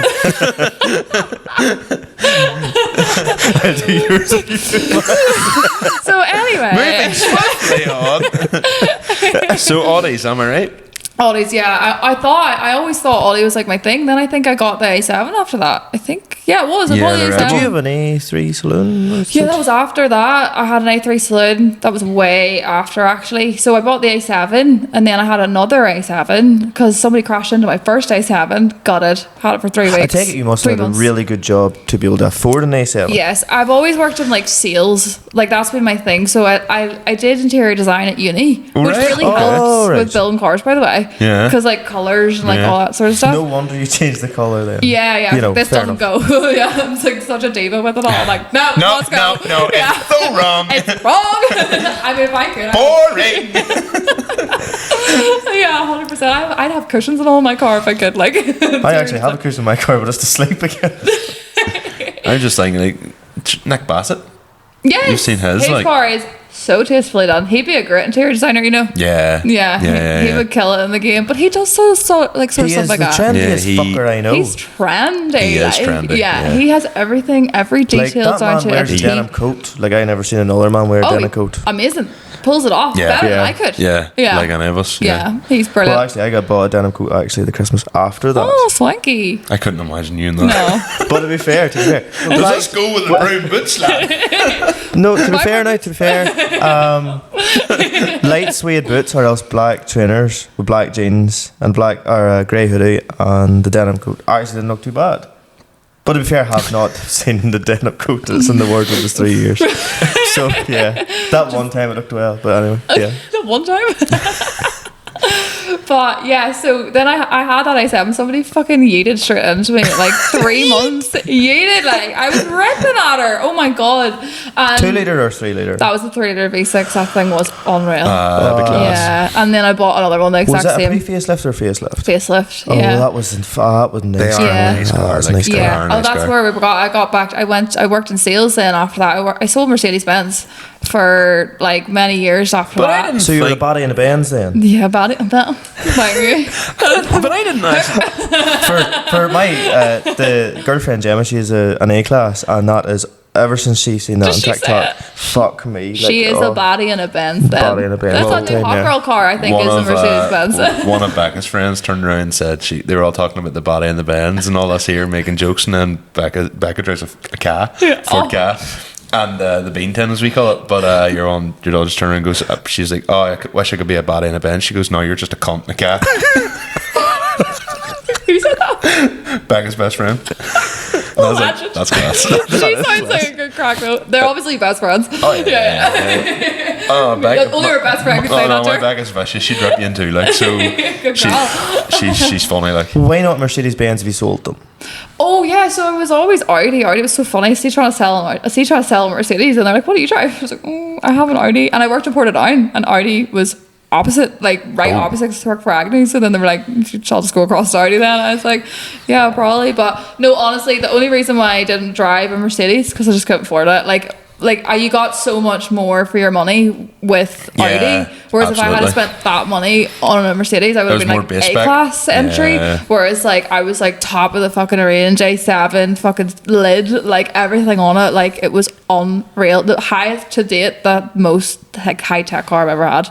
And then after that, I had the S-Class. Did you do anything to the A7 or just didn't have it long enough? Yeah, no, it was bagged on a spurry wheels. It was like, again, still trying to figure out what way I wanted to go. It was like, do I like modern cars? Like, do I like older cars? Like, I was like trying to figure it out. And then I had a couple of new cars then, and that was in Dubshed and stuff, that A7, Blackline and all, bagged it and stuff. Yeah. Like, they did a great job with that. And then it was on their stand. Yep, and it then was. Was this 2019? I'm so shy with years. I have no idea when that was. Pre-COVID, wasn't it? Pre-COVID, yeah, definitely. 2019, I think it was. Yeah, it was pre-COVID. I can't even remember what I had after that. It was the S-Class, I think. You had an S-Class? I had an S-Class. Yeah. It was the S-Class because I put the spray weights onto the S-Class, painted them. Was it? Do you remember that? That's right. Was that I was a black one? Black 350. Did I just accidentally unlock my Jeep book press? Oops. I heard it.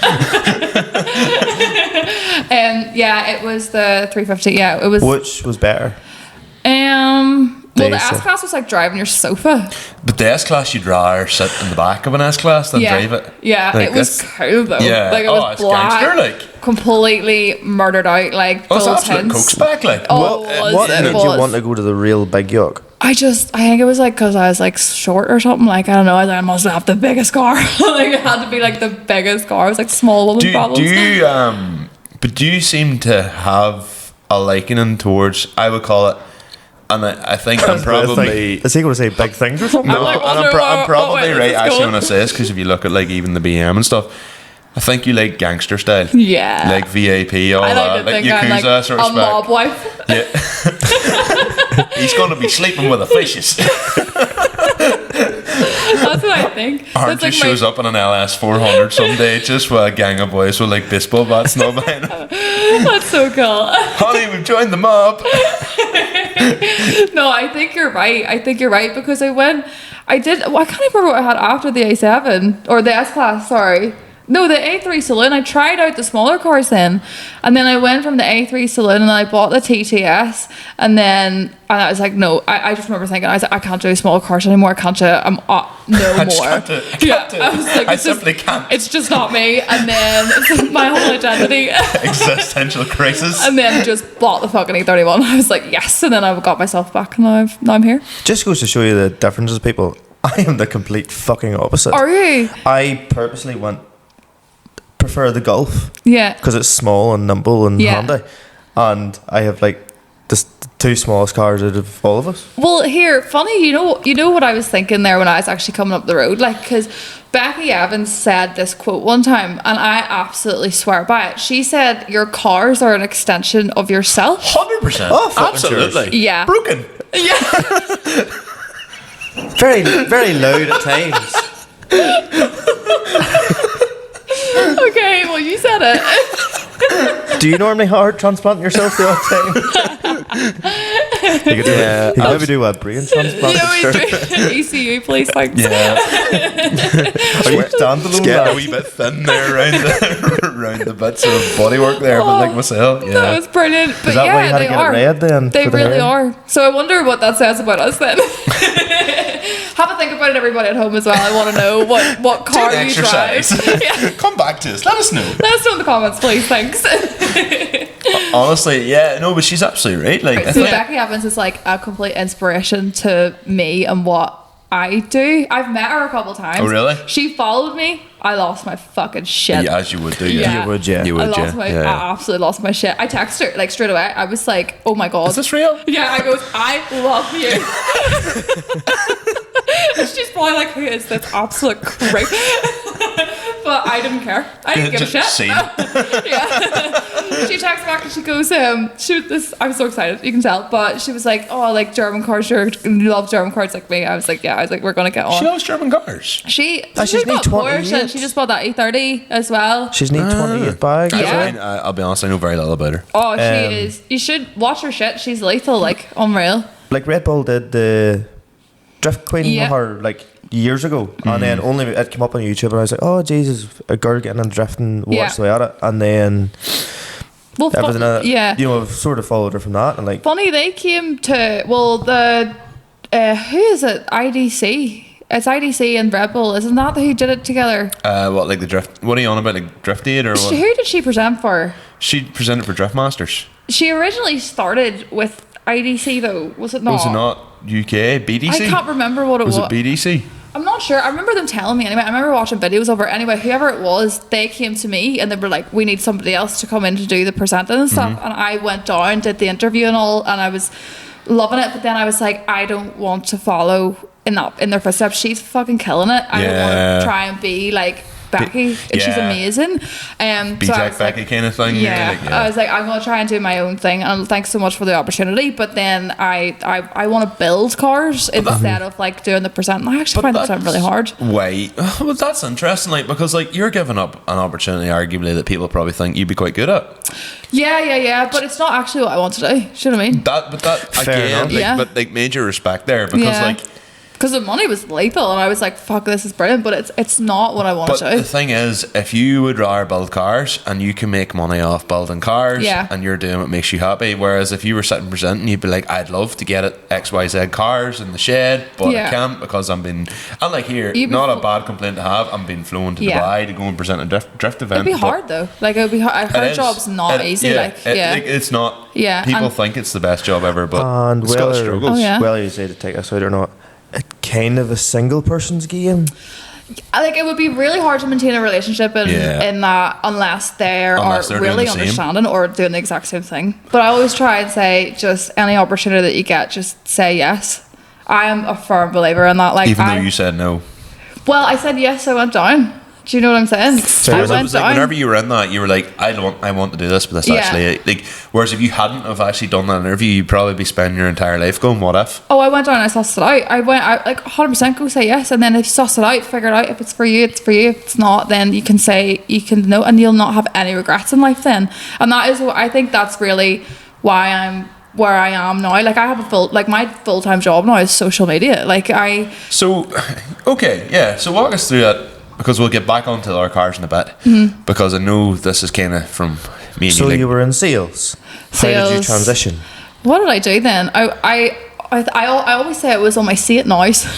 Do you know when you were doing see it now for a customer, like you would buy a car and then you get like mechanical work done by a garage and you're doing like see it nows. Yeah, that was like my first ever camera experience. But then I moved on till always did like little silly TikToks and like videos and Instagrams, and I was like sort of posting like so irregularly. Like I would maybe not post for like 3 months and then I'd post for 2 weeks and then I'd disappear again. I'd be like, right, see you later.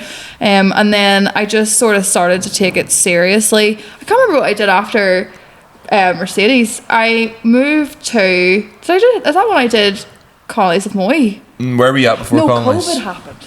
That's what happened.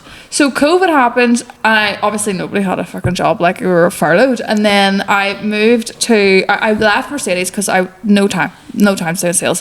And then I went on to Connolly's of Moy, and then I did Haldane and Fisher. And I thought it was a little bit. Well, I moved back to Connolly's of Moy after. Okay. Yeah, I came back to them. Don't wanna be a Connolly's of Moy. Vivian, the owner, what's up? How are you keeping? Go on, sponsor us there. I didn't know sofa. Yeah, you can donate us a sofa and chairs for our podcast room. He probably would, to be fair. He's a good lad. Like he's so nice. I'd say so. Sounds like a plan. Yeah, I'll make it happen. Class. But yeah, so always sales, because sales is where the money was at, but not because I cared about the money. I just wanted to build cars. That's all I wanted to do. Like every I live paycheck to paycheck, still do. Everything I get is is that chucked. not? With no disrespect. I know, but if I didn't have cars, I'd be okay. Do you know what I mean? But even the more money you earn as well, like the more you just pump back Absolutely. into it. Like, So like, with no disrespect to you, Abby, I only know you 2 hours at this stage now. yeah, You rival him for being talkative. Holy fuck. I can chat. We chatted for an hour before this, and I didn't get a fucking word in at all. See, that's the thing. My teachers always used to say, like, you'll never get anywhere for talking. that's a lie. But then again, it's funny. Like, back in careers, like, you never really thought about it, but you'd said, oh, what do you want to do? You didn't know. But then somebody would have said, but there's careers now that you don't even know will even exist. Yeah. That's the thing. It goes so fast paced now. So now, like Like, who how knew you went to this- influencers would be a thing? Yeah. And everybody wants to be an influencer. I know. Everybody does want to be an influencer now. I've noticed this of other people trying things and being like, oh, gonna do this online thing. And I'm like, okay, fair play, like go for it. Absolutely, go for it. But then they won't listen to criticism. That's the thing. I love criticism. Love it. Or because you can't get better. He does. Do you not? I don't like it if I'll it take it on comes... board, absolutely, but Yeah. it will make me not sleep at night. A lot of it seems to be like fake accounts. Like there was one particular video that went out on TikTok, Yeah. and one of the comments was, and I can, the reason I remember is it feels very targeted. Yeah. Like, you're very sad at 30 driving about revving a Type R. That's slightly targeted, and The you got one as well. audacity. But like, you know, you always get loads of But fake like, accounts. you Like, just people look at that say, and you laugh because yes, You you're laugh. literally calling me out for exactly what Yeah. it is. people say, like, people post up things like you probably get a load of hate as well. Like, I used to get way more than I did now. I feel like it's definitely mellowed out. Unless Really? I've just became like so immune to you it now. probably, I'd say there's probably a level because even I say this now. They're like at the start, nearly every comment would have bothered you, and now you see certain things, and you're just kind of like, I think as Wrong them all. well, I feel like it went through a little period there where, like, so say when you first start, I think everybody is there for you and they're so buzzing and they're 100%. so supportive. And then when you start to get bigger, they're like, no.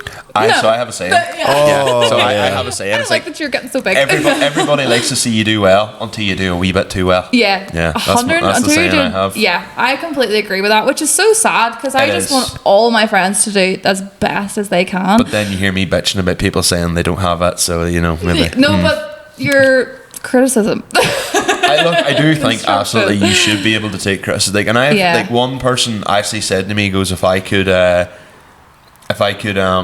give you any critique, it'd be like, don't put your hands in your pockets. Yeah. And that was like, and he just said, he goes, take your hands out of your pockets. But now you'll see me like sitting playing my hands or playing with my ring or whatever. Like, but like after that podcast, I used Yeah. to sit like this. Yeah. And now after that because that's podcast- closed. You Yeah. learn that in sales actually. You never sell something like with your hands in your pockets or your arms well, it folded. looks it just looks really unprofessional as well if you do it in your hands in the pockets. Yeah. But like, there's no confidence with that. Yeah. But like, I was just thinking, like chatting to him, it was comfortable. Yeah. But like, he said, no, take your hands out of your pockets. So Yeah. like, that was one thing. I was like, all right, cool. Because they were fucking like this here, like they were trying to get out. And I would be quite. Are you hands in? Yeah. I'm just fucking a cow. That's why I always I know. look like I'm having a wee prayer here. I'm also quite worried because I'm kind of a bit dosed at the minute, and I'm actually kind of scared in case I'm I have going. a bit of a dose at the minute. I'm scared in case I'm doing that down the microphone. Or what's that called? Dark Vader. Yeah, that's why I've done this a couple of times and moved the mic away.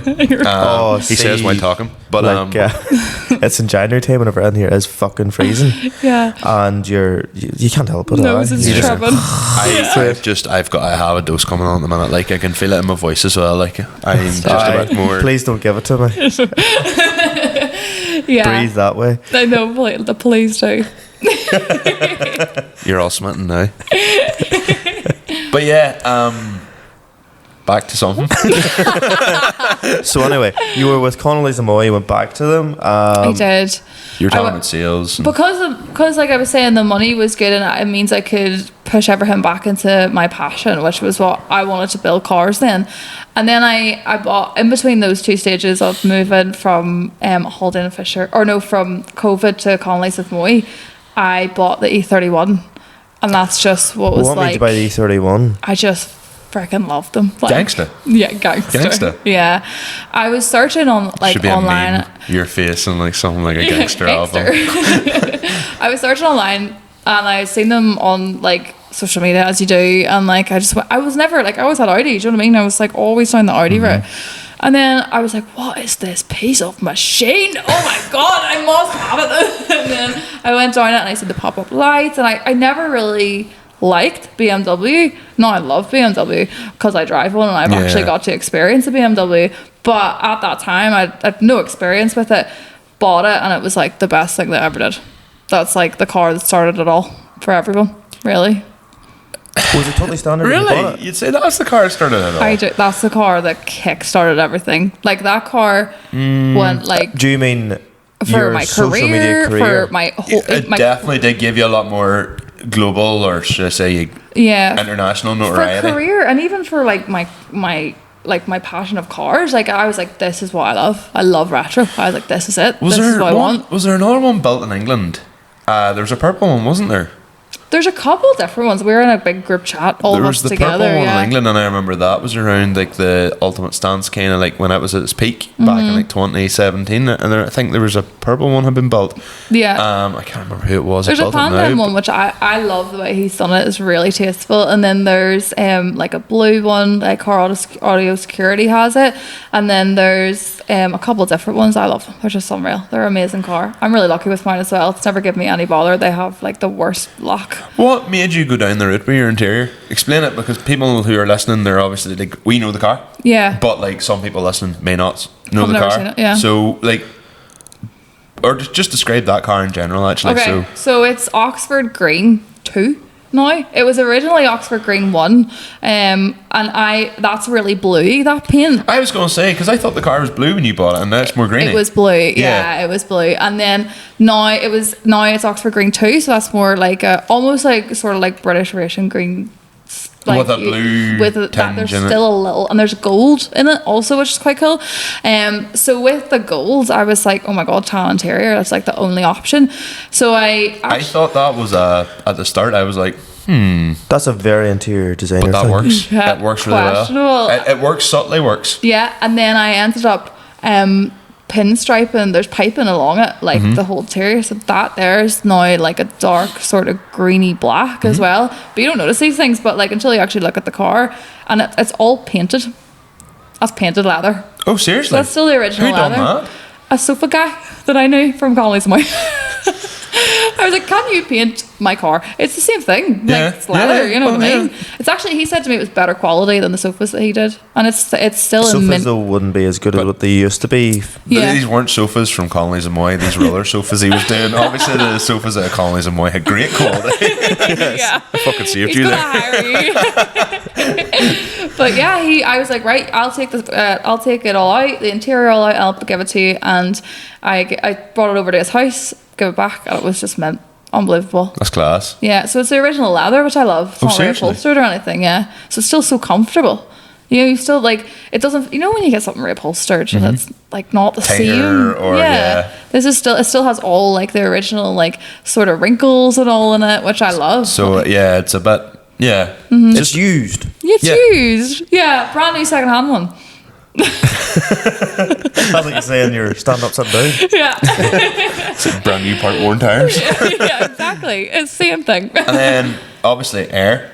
Yeah. Was there air originally in it? So I actually bought it off a guy. He's like in his 70s, so I still talk to him on WhatsApp. Bless him.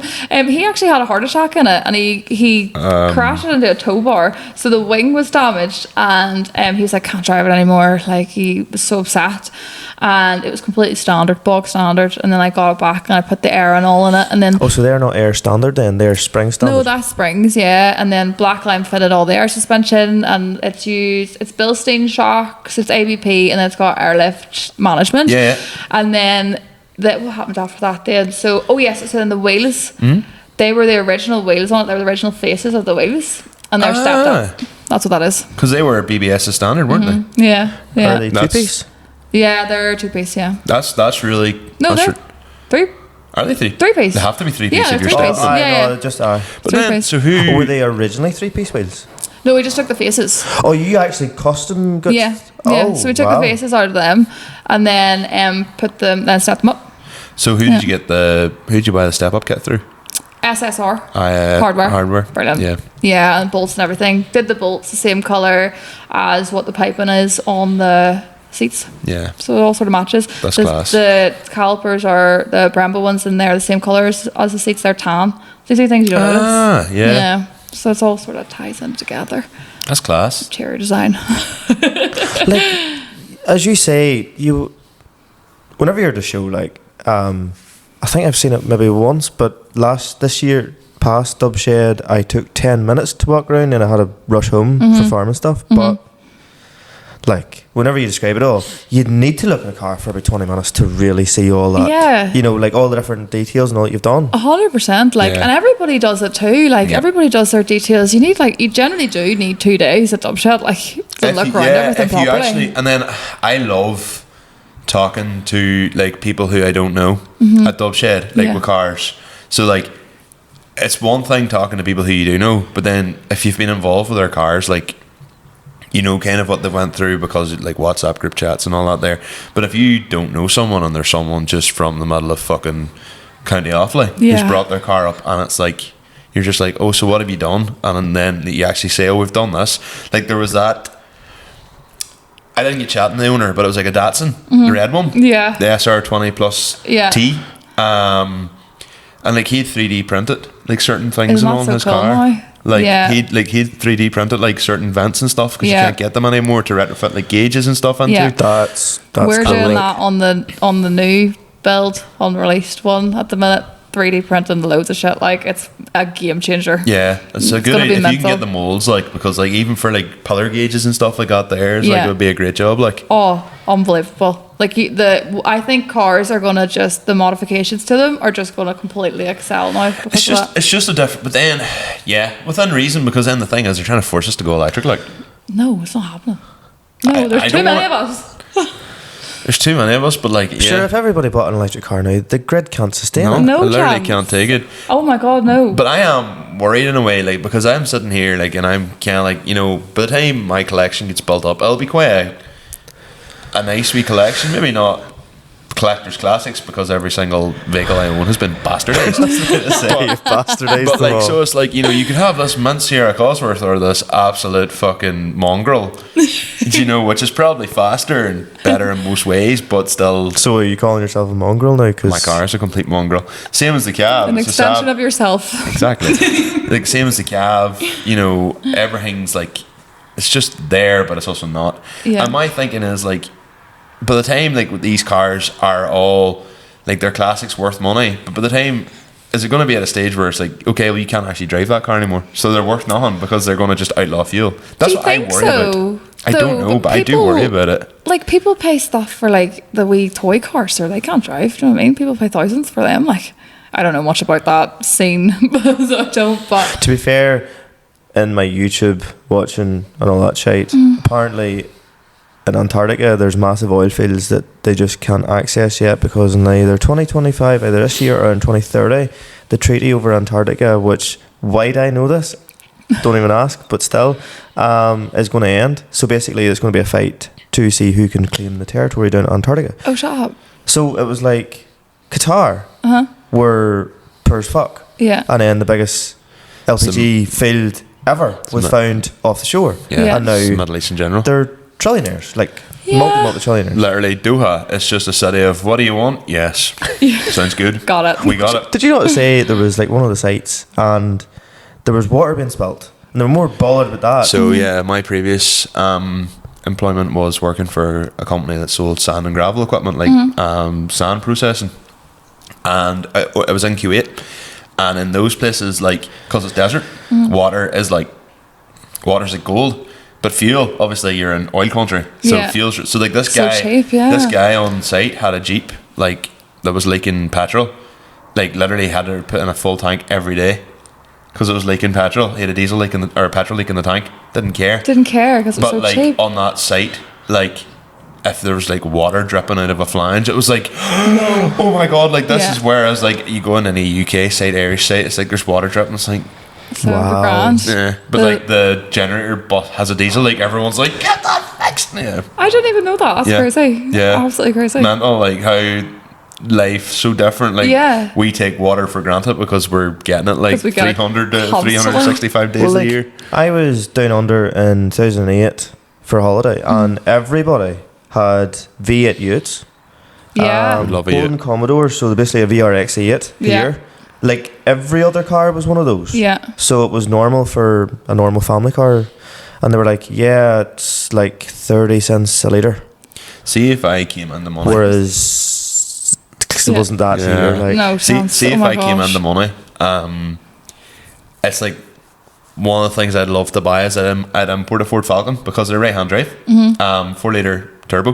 That'd be so sick. Basically, like Ford's answer to the 2J. And I would just like the Barra engine? Yeah, Barra. And I would just daily drive it. So I'd deck it next week, whatever. Holden Commodores or else Ford Or Falcons. Ford Falcons. And I would just drive that as a daily. Just because you could? Because you Just have a because I shitload of money? could. Yeah, because of the shitload of money and literally would have to fuel it every day. But like, it's like a 2011 car. Yeah. So they're still like quite refined. And like, but again, like it's something that you could drive every day. Yeah. And yeah, like that would be for me. That'd be like my ultimate daily. Just when you bring up Australian cars, So you sold sofas. Great sofas. Yeah. great sofas. And then, like, you got the E31 then, and you obviously posted up your building of it, and then you slimmed on social media and YouTube and all. Then, where did that then take you in regards to, like, what other opportunities? So like loads. I can't even think. Like it's She been got just on the Limitless Lap Differences podcast. Like- took her to here. Yes. literally the best day in ages. All roads led to here. Your career, you can't go any higher. Like That's me. I'm done. You're Capped. She will look back at this in years and be like, oh my god. I can't wait to look back at it. I can't wait though, because like I am a firm believer in that too. That is actually why I started uploading. Funny I even mentioned that. Why I started uploading was just so I could document my own stuff. It was never to like become an influencer. I hate that word. Like I actually freaking hate that that makes my word. skin crawl. Yeah, I'm not. But I wouldn't an say you're an influencer. Like no way. What did I influence you? You to spend all your money on fucking rusty decisions. boxes. The shittest influencer ever.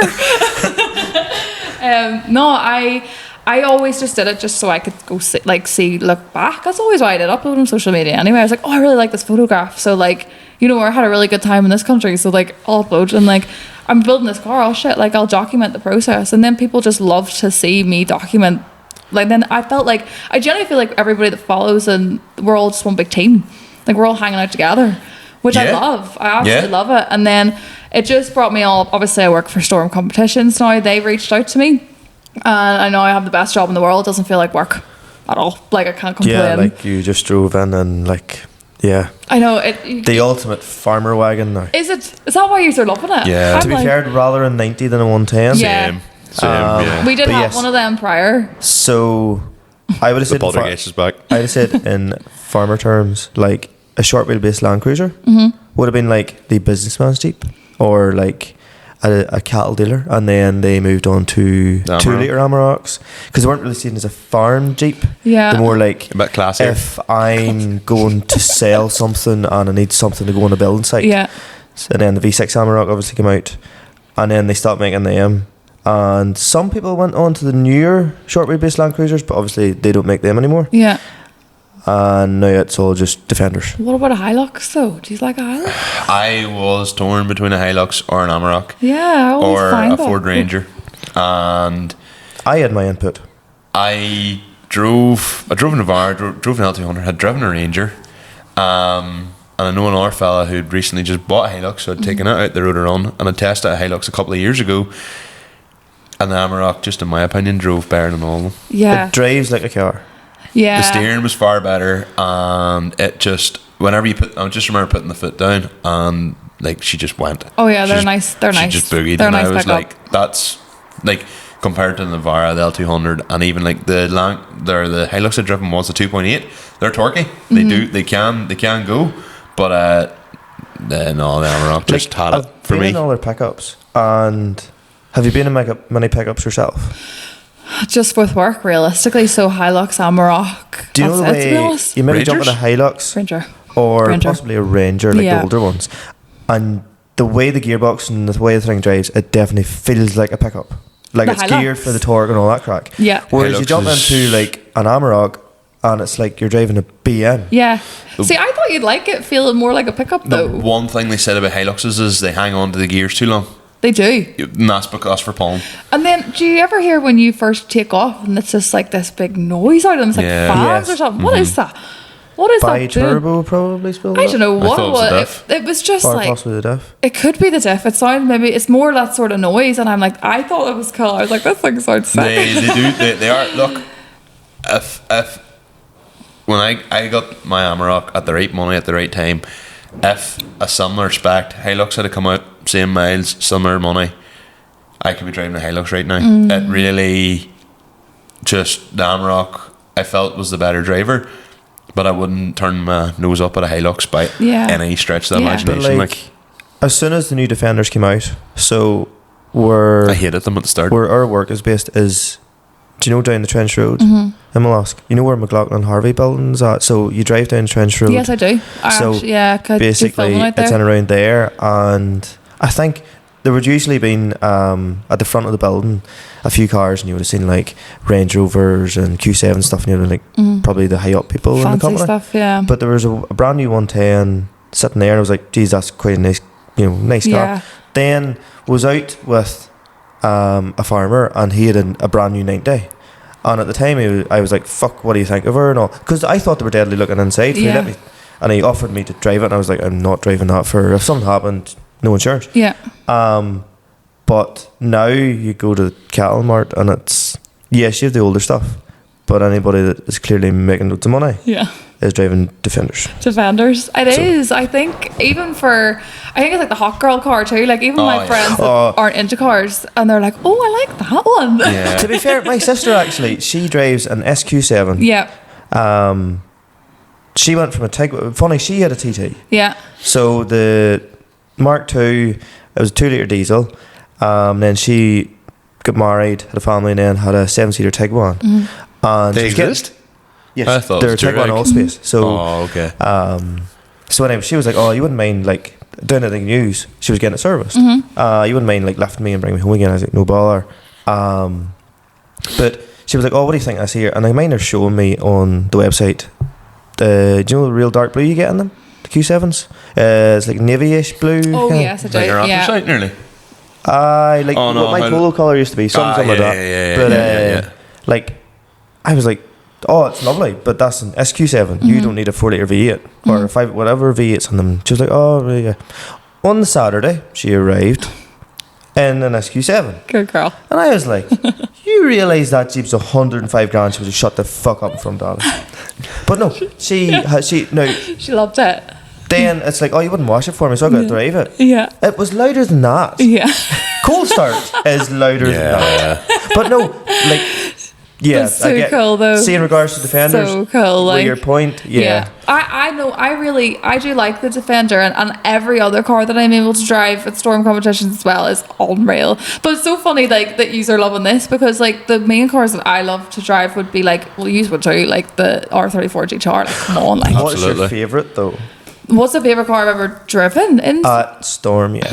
Oh, that's such a hard question, because there's so many reasons why each individual car is like is such a good car. Okay, well then maybe Top three. Yeah. Top let's maybe put three. them in the different boxes then. So obviously Japanese stuff, The R34 GTR. R34. Like- Was it because it was an R34 Yeah. or because it was the fact it drove so well? So actually, the standard one that we had was amazing, just to be able to drive what they are like from factory. Yeah. Which was so funny, because you just expect them when you obviously single like turbo convert and all, and like do all your fancy HKS stuff and all that sort of carry on. Like, we obviously the white one that was in was Yeah. unreal for that. But I actually loved the pure drive of it, what it's like from standard from factory. Unreal. Like, it's Probably so be good. a very good daily standard Yeah. from factory. Like Yeah, it would have been. Out of curiosity, was it as good as what you thought it would be? Yeah, the drive of it, yes. How slow it was, no. Yeah. The guys were like filming me, and like we were just doing the drive-bys and stuff, and they were like, come here, and I was like expecting to like put that bit down Nearly and be beat- thrown back in the seat. I was yeah. like, is that it? Oh no. So yeah, that was the best Jap one. German's probably, I don't know if it's just because I've just drove it, but the G80 M3 we had, They are cool. Unbelievable. I just don't know if I can get on to the big grills. it grows on you like. It's, Yeah, but like, look, There's- is it the the big McLaren was There's a unreal. company in England, that'd be I cool. think Yeah. Biggie Evans done work with them. and you take the grills out, Yeah. and you put the carbon frame insert into it, and it nearly leaves it open. Yeah. They look Auto Torque or something, I think they are. Oh, Auto ID. Auto ID, yes. Yeah. It is a nice looking Yeah, they're nice. I still don't know. Like, you see the big, is it like the X7 or something, or With the lights. Have you seen the Oh, the new 7 like the series. new ones that are like massive, and it's basically Do you just the ever front end. It's Yeah. just grills. Have you Yeah. seen the new one where I think it's maybe a 7 series where the grill has a light around it? Yeah. It's I seen one Fine. driving up the road here. I was like, what is it's that fine. thing? Like, yeah, just driving at me with these two big kidneys. Then, to be fair, whenever Chris Bangle first unveiled like the E92s, E90s, and the E60s, everyone was like, "The fuck are you doing with the BM? This is weird looking with the rear taillights." And the E60 probably then became the best looking 5 Series It ever just to grows exist. on you. Yeah. I think we all really don't like change. We hate change. The Yeah. Defender, for me, I was like, no, Yeah. the Defender should be the type of thing it doesn't even have like a heater. If you want to cool down, you just open a vent in the dash. I agree. Like the old night. That's what I hate right now. All this technology, I'm getting into cars, and I'm like, how the hell do I work this thing? I'm going like this and all, I'm like actually- because you gesture control, try and turn your music Well, up and that's all. actually something like why the Amarok also appealed, was because it still is quite commercial. Buttons. So so it still dials and stuff. Yeah. Whereas like, Sure, Volkswagens went away from it. well, my mate's Golf R, same year, and everything's fucking touchscreen. You're just like, I don't understand. See, me try, because I get in and out of that many cars today. I get in and out of like 10 cars in one day. Like, how do I turn this on? Where's the door handle? Like, you're just Trying to like, connect. where is it? It's how so many funny. cars do you reckon at one time your Bluetooth's connected to? It's ridiculous, because I'll be going around the showroom, right, and I'll be Someone like maybe will start a taking a car. video, Yeah. and then I'm like, what car is that connected to now? It's a disaster. I have to keep deleting stuff off my Bluetooth because it's so bad. Or just turn the Bluetooth off. Because Yeah. funny, through work, I drive by Storms building nearly every day now. Yeah, And you need to like, give me a beep. there was one particular day. Now, it was only whenever I first discovered that they were there. Mm-hmm. Looked over, I was like, holy fuck, that's a wild nice car in there. Or, because it's a bit of a random location for it to Oh, be. it has to be though, because you imagine like if people start knowing where we are and Sure, we're instead of giving cars away. and coffee. It's okay for here, like for that sort of thing. Like we didn't really we advertised that as Storm Performance also, because Storm Performance is the car sales connected to Storm. Oh, Yeah. okay, yeah. But Storm competitions, you know yourself. I know Price Guy talks a lot about this as well. See, you would never find Price Guy in Bangor. You'd never know where it is. It's Yeah. so inconspicuous, right? Because people be coming up and asking you, like, Is can you that give me a why grand? There's a lot of cars parked up out the back. Yeah, we've a lot of cars at the back, but we do obviously like keep the thieves, please, don't listen, close your ears. But all the heavy stuff sits inside, like that's completely locked and Has to Keep be. If you ever see a Boxing. silver Golf just drive by 'Cause some- slowly, 'cause- it's because like, what is going on today? Because people have this fucked up logic where they go, well, sure, look, it doesn't matter if we steal the car off them. Sure, they've sold 60 grand's worth of tickets I for a know. 30 grand car, so I know. they've made their money. So Crazy. easy target. It's like, yeah, but you don't understand that's how those companies, they've overheads. yeah, exactly. 30 grand car, people hate seeing people make money. Yeah, they You've do. It's the same as like when you get bigger, like they don't like it. Like, they like it as long as you're doing less than them or whatever. Do you Oh. ever get any bother with the plates? No, funny. Like we're really lucky. Touch wood. We're actually really lucky. Like with people sort of know us around there, like fair so enough, yeah. they'll just be like, "Oh, it's just Storm. I'm messing about." As long as you aren't completely like Acting the rag. We don't like. We can't. They're not our cars. No. They're going to be somebody else's cars. So we do have to pay respect to that also. Because like we get comments all the time. It's so funny. They're like, "Stop putting miles on my car."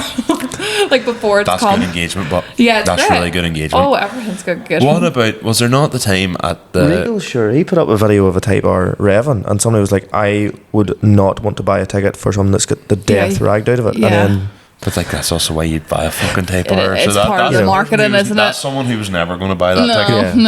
never. Was there not? Whenever Storm, maybe you weren't working with them at this stage, or have you been with them from day one? No, I've only worked with Storm for the last year. Were you there at the time they done the Cars and Coffee and Yes. the Focus? Yeah. Oh my god, that was horrific. Yeah. I did you see this? Do you know Yeah. what we're talking about? so I couldn't get to it that Saturday, Yeah. but Adam and that went to it. Yeah. And I was Did I you was hear meant about to, this? Yeah. I heard about it. I felt so bad for him. What actually Why? happened though? Because I never seen the Because video of it. imagine how he felt. I do feel really bad for people. I am a sucker for that. Like I do. Look, empathy's one thing, but Yeah. play stupid games, win stupid prizes. Everybody else was doing it right, and he obviously no harm, but he could not handle that car. I was standing there, and I seen him go rev it, and he smacked Yeah. the curb. Yeah, hit the curb. And the chunk of the curb, by the way, is still out. and then he went that way and he Yeah. hit the bush, and then he was like, do you say crabbing up the road? Mm-hmm. It was horrific. So did he basically like put it in launch control straight out? Oh wow! And it was greasy. I think there was It oil was like still. February So time, instead wasn't of it? like Yeah. going out into the road and going straight and then planting He it, drifted, like, you know, Oh, but he lost the fuck. back end, like, and he just smacked into the curb. I don't typically like coming out of that sort of stuff sideways for that exact reason. I'm so scared of it in Yeah. case I mess up. I can imagine Yeah. dealing with that embarrassment for the rest of your life. I don't think I could. Like, did you Shows see it. the or was it the M5 on TikTok coming out of Carson or Carson Caffeine? Did you see Yeah, that? caffeine machine. Caffeine machine. Yes. Yeah. Oh my god. He put a whole sure. story up about that, So by the it way. was them. That was a V10 one come out first, and then he comes out behind he it. did it. And then he tried. And, then he the other guy failed. tried and he failed. Oh, skundered. And he put up a big post and all about it and was like, oh, I can actually drive and all. I was like, please stop. Just yeah, stop. it's like you're doing. That's like people wouldn't actually know who you were if Yeah. you said nothing. You just say now nothing. the entirety of the UK knows who you are. Yeah, no, you're just known to be that guy. Same Like, thing happened at Ultimate Stance too as well. No, he drifted out. I know, but some similar, like 2 or 3 people came out of Ultimate Stance just from the show, Oh. straight into a car. so embarrassing. Your guy claimed he got a ball stuck under his brake and couldn't hit the brakes. Is that what that was? I no don't idea. know what it was, I but think- like, don't try and justify. Just to take accountability and just go on with it. Or Yeah, you or fucked up. Yeah, you messed do you up. remember Alex from Fit It used to have the big stand, like big life-sized Yeah. cutout of him just saying, "Don't be a knob." Don't be a knob. That's the perfect thing. Like, don't be a knob when you're leaving the car, mate. We Like, should get stuff like that put around the dub shed of us. Or Yeah. Conor McCann. Conor McCann's the perfect candidate. Perfect. Just Conor McCann holding a thing saying, "Don't be a dick." yeah, you need it. Because I he would think. tell you that. Yeah. Connor, He Connor, would tell we're you going to that. speak to Gethin and we're going to sponsor a cardboard cutout of you saying, "Don't be a dick." It won't be much. Just right at the end or the exit. We'll get Dubshed to pay for it. Yeah. So like, I guess like, you know, we haven't even spoke about kind of like the main, well, a couple of big things, but like the 190, I know. like Like, what's happening? well, I think this is Not going to much. actually. No, we can call it now. There's not really what title happening. I think that's going to be like my build where it's going to showcase who I am, like what I can do.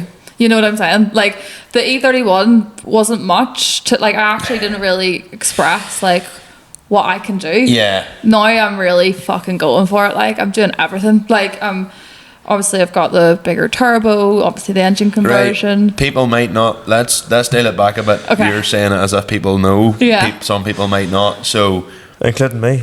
Do you not? Do you not know? But it's good that way. That's good, Because yeah. then, I'm gonna tell you. do you want to hear about it? Yeah, I'm gonna tell you everything. I am so ready.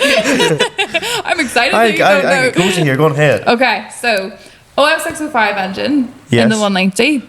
What's the OM605 compared to the OM606? Yeah, so I prefer The five clues in the cylinder. 5 and the 6. I'm not a fucking... Five cylinder. I am not that. But for others listening, play along, you fucker. So OM606 is probably the engine that most people would convert them to. Yeah. Yeah. Yeah. And they are the 6-cylinder. You obviously have the OM605, which is slightly different. Obviously, that's a 5-cylinder. Okay. You also I- get an OM604. Yeah, and 602. 602 is a 5-cylinder and 603 is a 6-cylinder, but they're Yeah. single cam. Oh, serious? Yeah. I didn't even know that. There you go. Yeah, Learn so something. Connor could have actually completely have cut me off there and said if he had have been more clued up on his Merc engines, because I'd have said the clues in the numbers, they'd have turned around and went, "What about a 603 then, dickhead?" He would have completely snookered me, but he didn't. Say it. Edit it. So, Power of editing. what engine was originally on it? A petrol, actually. Yeah. So 1.8? The two.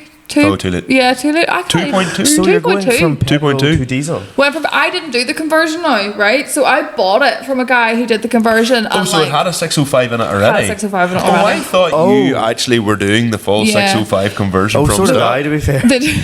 No, I didn't convert it. I bought it like that. But I prefer the 5-cylinder sound. That so I was like, right, happy fucking days. I'm gonna go for this. Like it's already done. I Like, there's so like- it sounds nice. yeah, because it sounds nice. I'm just a girl, really. At the end of the day. Like I like it to sound nice and look pretty. Like that's it. But yeah, no. So I bought it from him. But oh my god, I wish I just did it myself. Like you know when you're taking on somebody else's project. Yeah, you're nearly as well just I'm like, Starting- fuck, why did I yeah. bother? Like, Was yeah. it bad? It's just he's. I'm afraid he's gonna watch this, but like he builds boats, right? Have you ever seen like boat wiring and all, like? No. Because it's wired with like house, like that it's, wire there. yeah. It was It ridiculous. works, but it's not finessed. It's not. Oh, Jesus, You wouldn't no. particularly do it that way. No chance. Like no, it was absolutely wild. It's the type of thing you would do to maybe get you out of a hole Yeah. or get you home. Yeah. But like you wouldn't. Yeah. I bought it for the plant though. I literally bought it for the engine, and it had a 7.7 diesel pump UK manual pump on it, which is Already? like £1,400.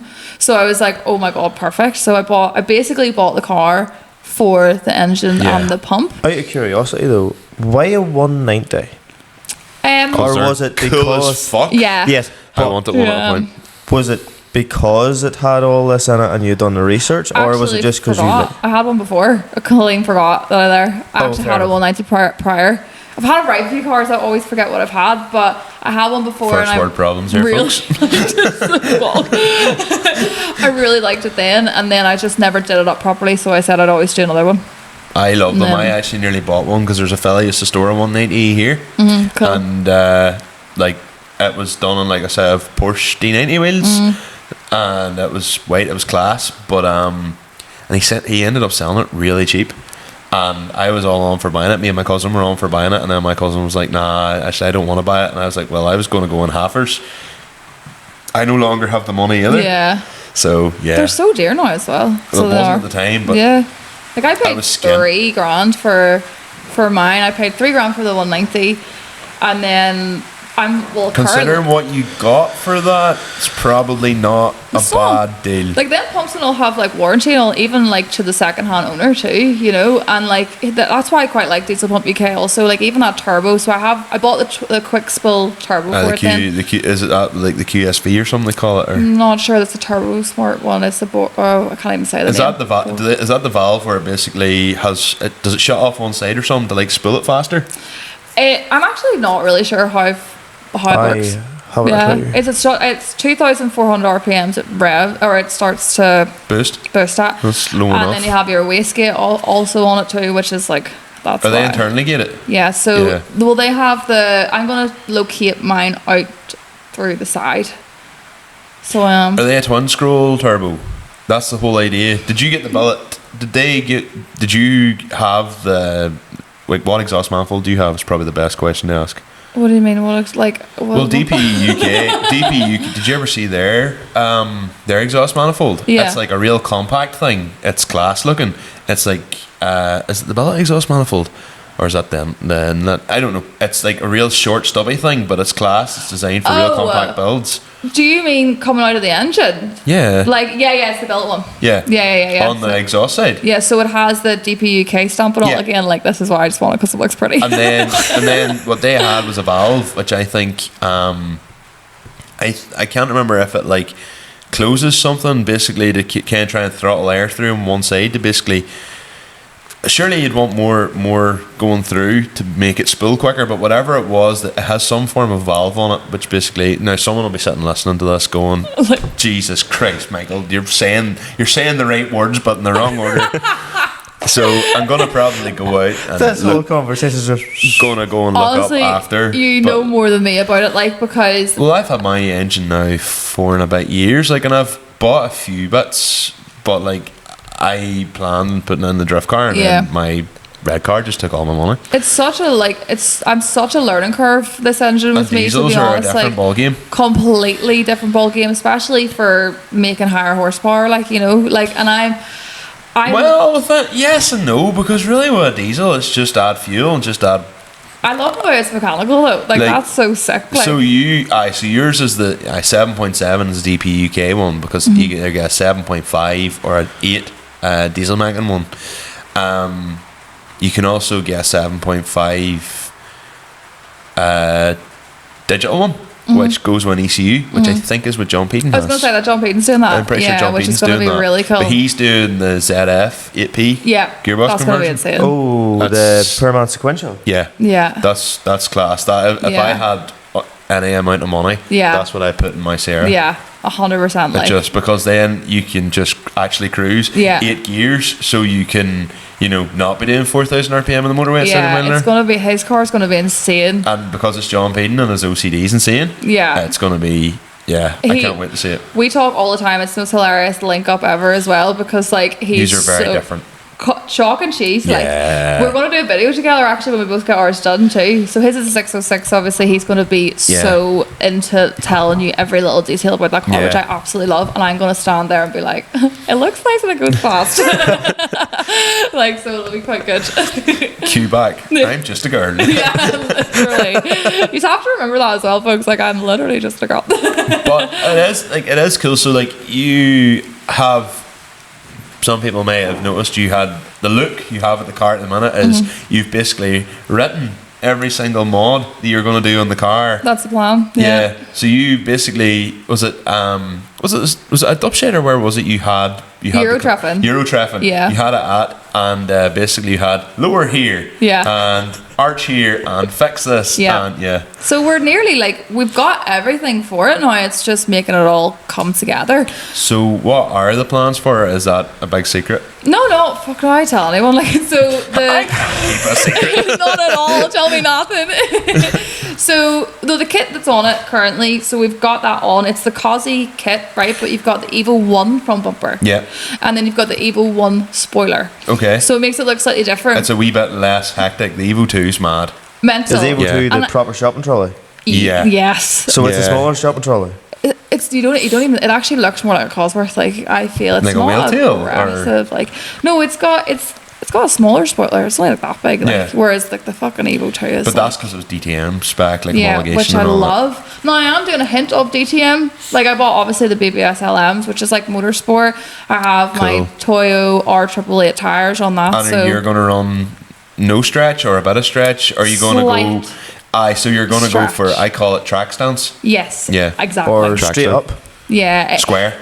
It is square, which I love that look. I think that's so sick. Meaty style as well. Meaty style, yeah. Going to cut the tubs in it as well, because I bought 18s. Usually people fit 17s to that. For stance look, you know, to try and get it to tuck. But are you wanting to go, so you are going to tuck?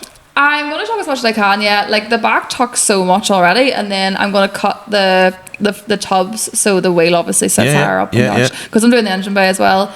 Are you going to, if you're tubbing, are you going to basically space frame the front end or anything like that? No, my plans are really for now is just to smooth the engine bay, make that look really nice, and then obviously have that sitting on its toast, to be honest, and then have the sort of track DTM style, but still it's a bit of everything, to be fair. Do you know what? You might kill me. A stance track car, essentially. Yeah. You might kill me for saying this, Drifter. but it also might be absolutely hilarious. Obviously, you're going to have the exhaust done properly. You should get like a wee valve or something that you can put on, and you can attach one that comes out the bonnet. I love that look. Yeah. Like, it's too cool. That's what I want. If I was to go down the drift car route with my WM606, that was the whole plan, was basically an exhaust out the bonnet. It's currently like that at the minute, if like anybody's seen it yet. Like, it's currently right up, like, you know. Love it. It's so sick. You just freaking roll and coal. Like, it's mad. Our neighbours are like, what is that? I'm sick. But yeah. Have you plans for final colour or anything like that on it yet? Yeah, I change my mind all the time, though. That's the issue. So I want to do something lighter, because I cannot stand how hard it is to look after the E31. Like, the E31's basically black because it's green, but it's basically a black car, and it's so hard to upkeep it, whereas I actually want to drive this car. So probably a grey would be quite good then. I like the grey, or even like a blue, like something like 180 in blue. I see the vision. Like, I see the vision. You have to trust me on this one. No, I feel like blue's too modern a colour for that car. I feel like the blue that I have in mind, though, is like lighter, dark. Lighter. Really? Yeah. It would have to be nearly like a pastel colour then. Yeah. Okay. Yeah. Yeah. But like a shit ton of metallic.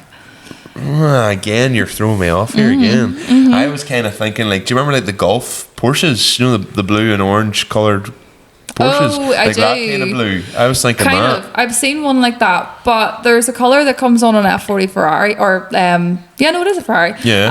And there's a colour there that I want, but it's very rare. So it is. I'm gonna look that up after this. You can't. I'll send you a picture. Good, fair enough. That's even easier. To be fair. Yeah. I have it in mind. I want obviously the chrome polished lips. So you know, like, so I want polished lips, and then obviously the LMs are gonna go silver. And what else is it? The reason why I kept the Causey kit was because I love the square arches. Yeah. Yes. Absolutely. I hate the way on the Evos they're the rounded arches. Yeah. So I wanted to keep the square look. I just think boxy, and then it just has circular arches. But and I'm like, it's 90s. It's that kind of style. Absolutely. sick. Yeah. So they're slightly wider with the kit, but because the arches don't fit the front bumper, we're gonna have to modify it to make it work. So the front bumper, because it's off an Evo, is much wider. So we're gonna have to modify. Are you gonna cut a bit out of the middle basically I'm and gonna try and make it steal symmetrical? I'm gonna steal John Payton's arches. He doesn't know this yet. And then to try and make something from that. So that's the plan.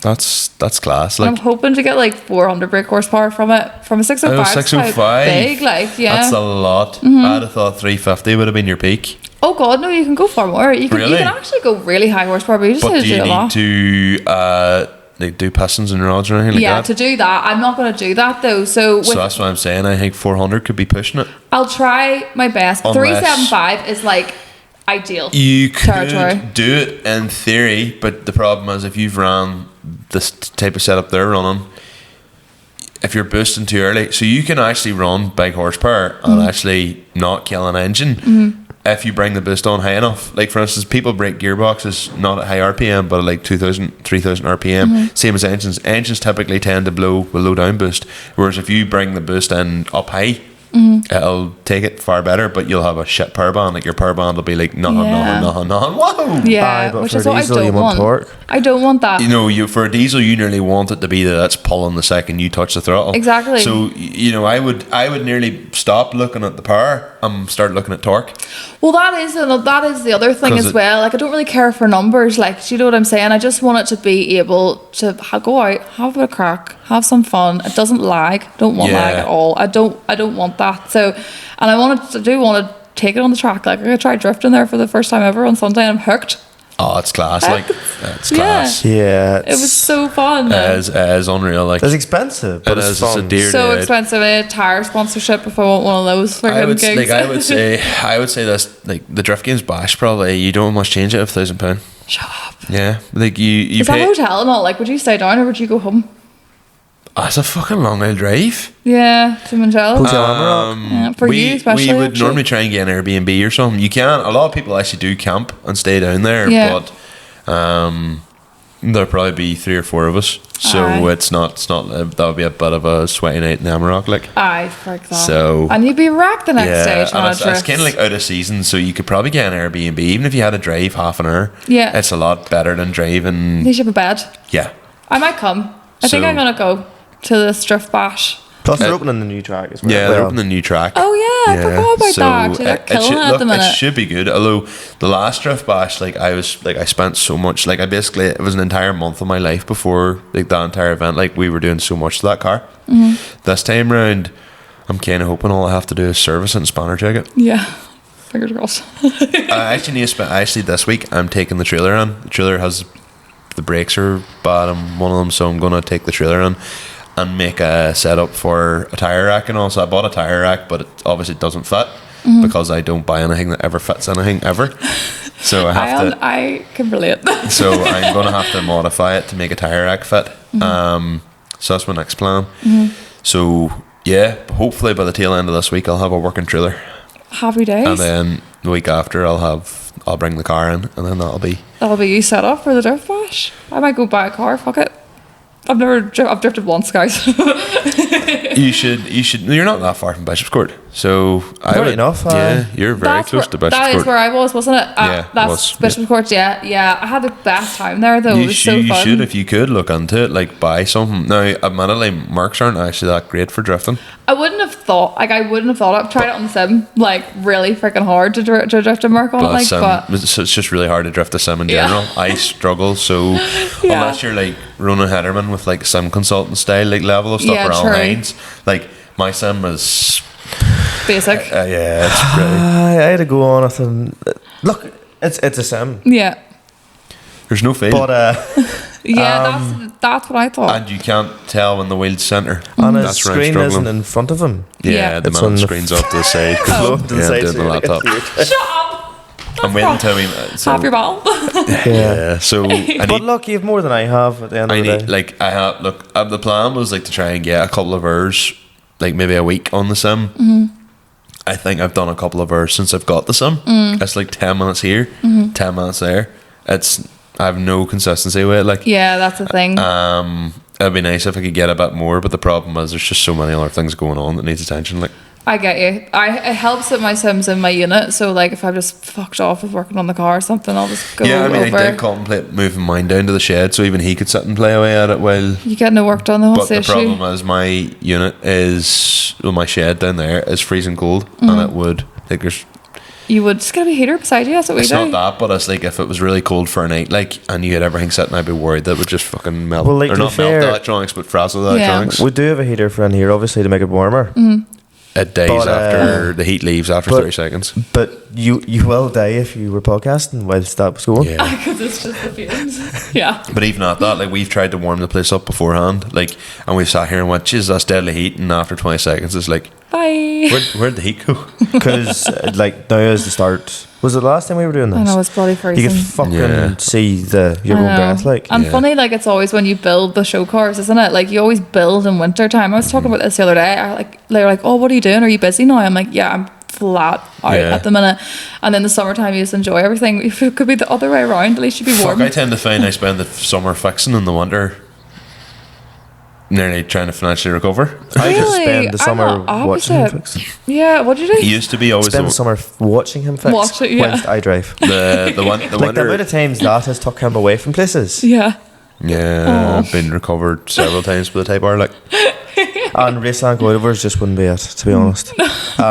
Because no matter who sits in the back, BC's she squats. BC's with the job for that thing. Like, With the four of us in a Donegal rally, I was nearly tucking rim at the back. Were you? But Oh that's my just God. because the coilovers Achievement in the back unlocked, felt are points. fucking- Love it, love it. The coilovers are that size. That's what you want, though. excuse me. I'm going to go to the Donegal Rally this year, also. Yes, yes, Yeah. you are. It is one hell of a weekend. You like. can Yeah. come and round the town with me. You can blow black smoke, and I'll just anti-lag. Unbelievable. Yeah. We'll be crowd favourites. Yeah. It's what anybody wants to see at the Donegal Rally, I feel. Absolutely. I was there one time. I couldn't go last year because I was away. Like, it was so funny because, you know, Toe. Yep. He was like, "Oh, are you going to the Donegal Rally this year?" And I was like, "No, I'm actually going to the Nuremberg Ring with Falcon." And he was like, Okay. "So no Donegal Rally then?"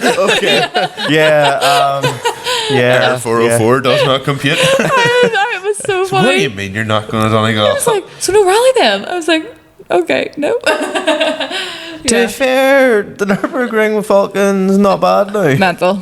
Unbelievable. Have you been to Nuremberg Ring? No, No. it's so Cameron Taggart and all went earlier Yeah. there.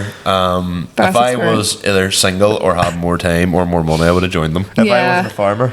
I would 100% went along with them because that'd have Yeah. been savage crack. Like, Oh, it's so expensive. Thankfully, I didn't have to pay for it. Like, I was away with Falcon, but like, it was the best experience ever. If you ever get a chance, go to the Nuremberg Ring. if you put a good word in Yes, with a Falcon, Falcon, then we should maybe get.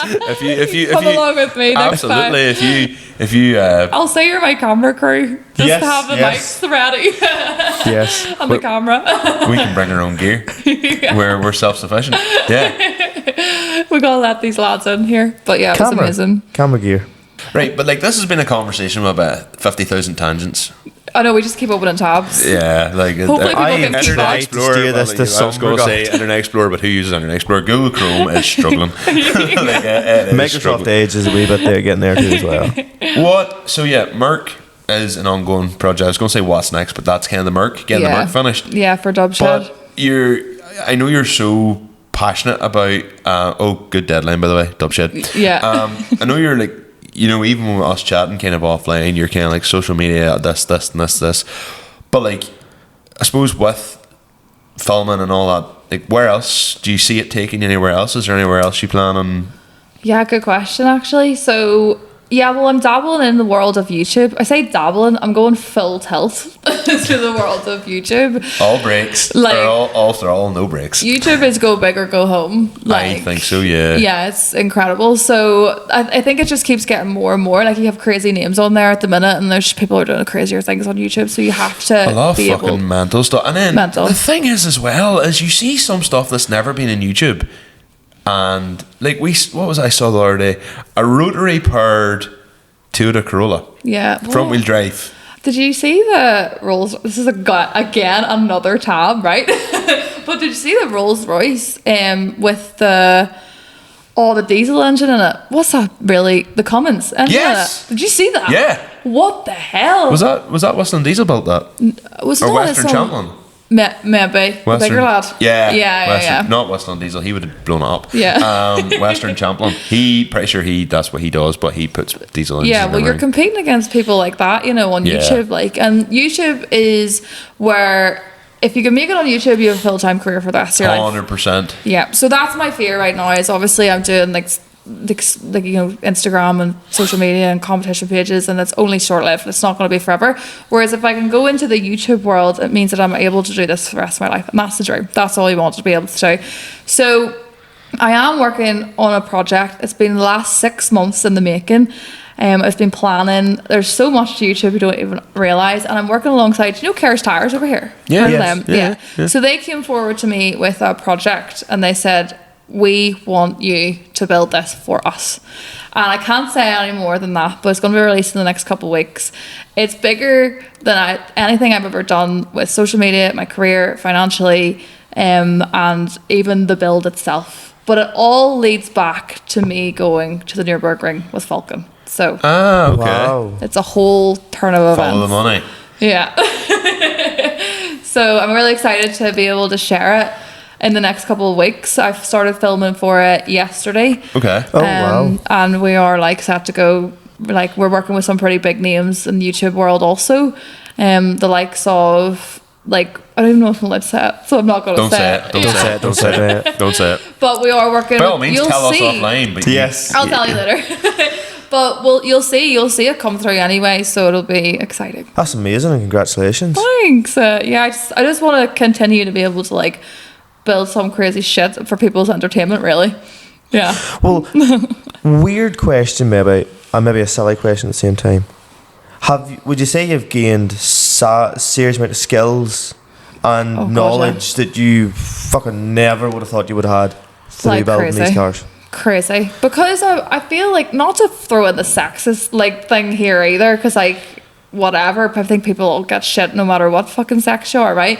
But I think with being a girl, you do need to prove yourself more. Yeah, I do think though there is a way of, and by the way, all on for the woman doing Yeah, it. yeah. I'm a massive supporter of that. I Yeah. want to see more women do it. I Yeah. would want more women on this podcast. Yeah. But yeah, you have a lot of misogynistic men to Yeah. come against, and that unfortunately is just a sad reality. Just comes you with it. also have a lot of people, and admittedly every man gets like this, there is an inherent jealousy with men. Yeah. Because if a woman's building something, because it's less common. If a woman's fit to do it or do it better than you, some people can't take it. Yeah. That's And fake. That's AI. Yeah, and they're like, oh, well, she's just getting all the likes. If I built that same car, I wouldn't get the same attention. And it's like, no, you wouldn't. Yeah. You wouldn't, because Yeah. you're missing the point. It's a smaller market. Of course, you're gonna get if I built your 8 Series, for example, I wouldn't have the same. It just wouldn't. But then That's the again, truth. Yeah. it's something different. Yeah. Yeah, exactly. And it's a girl doing it too. It was different because Exactly. a girl was doing it also. Although, to be devil's advocate as well, Car Auto Security built something very similar to what I built, and they fucking excelled. They have way more than me. Do you know? They have a massive following to begin with. True. Yeah. Do you know, theirs is they beautiful. Car Auto, not to kick you when you're down or anything like that. But like car audio security have been about like years. A long time. Yeah. And like look at, you used to go to Ultimate Stance and you just used to walk in one of the halls. They basically had half of it. I remember all their them when different I cars. first started driving. Like like they were there. So They were the guys I think that really brought finance into bags, weren't they? Yeah. Right enough. Yeah, that was like the guys who I started forgot that financing even bags. existed. Yeah, right enough. Like like that was kind of their thing. Everyone was like, "Oh, you could just finance back." Like that's how like. And Klarna till I die. That's how I pay for my turbo. I've never actually used Klarna. Brilliant. Don't start. Is it 0%? Yeah, for 3 for 3 months? Yeah. This guy knows. Yeah. We've been Have there. you used Klarna? No, I'm a credit union kind of guy. Are you the farmer in you there? I'm still like I just Klarna scares me. I used to scare me, and then it made me like it got me so many parts. I have an outstanding payment right now though, so I need to pay Exactly, it. but that's what would scare me. Like I still have like I paid for a lot of things. So before coming up to the wedding, like when we done the tractor run, I paid for a load of stuff. Just like with the credit card, and then like I'm still kind of like I really need to kind of get all that squared off because I'm just chipping away at it because I didn't have the money coming up to the wedding, so I started paying for it just with with a credit card, and like every month I'm chipping away at it, but it's like I really Because you can spend it so fast. Oh, you can but trying to pay it off, it's very slow. easy.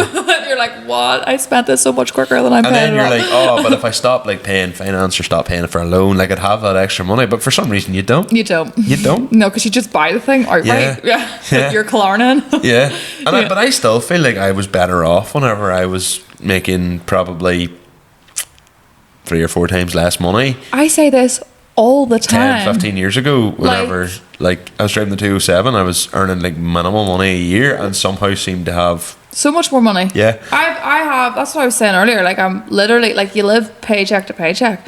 And I'm earning so much more money than I was before. Yeah. But I'm just spending everything back in the cars. Like, Yeah. now I've got, like, instead of having one build, like, you just buy another one. And, like, so you still see the guys, like, Tools of Cars. Have you seen them guys? Yeah. They're their Yeah, bits and yeah. pieces.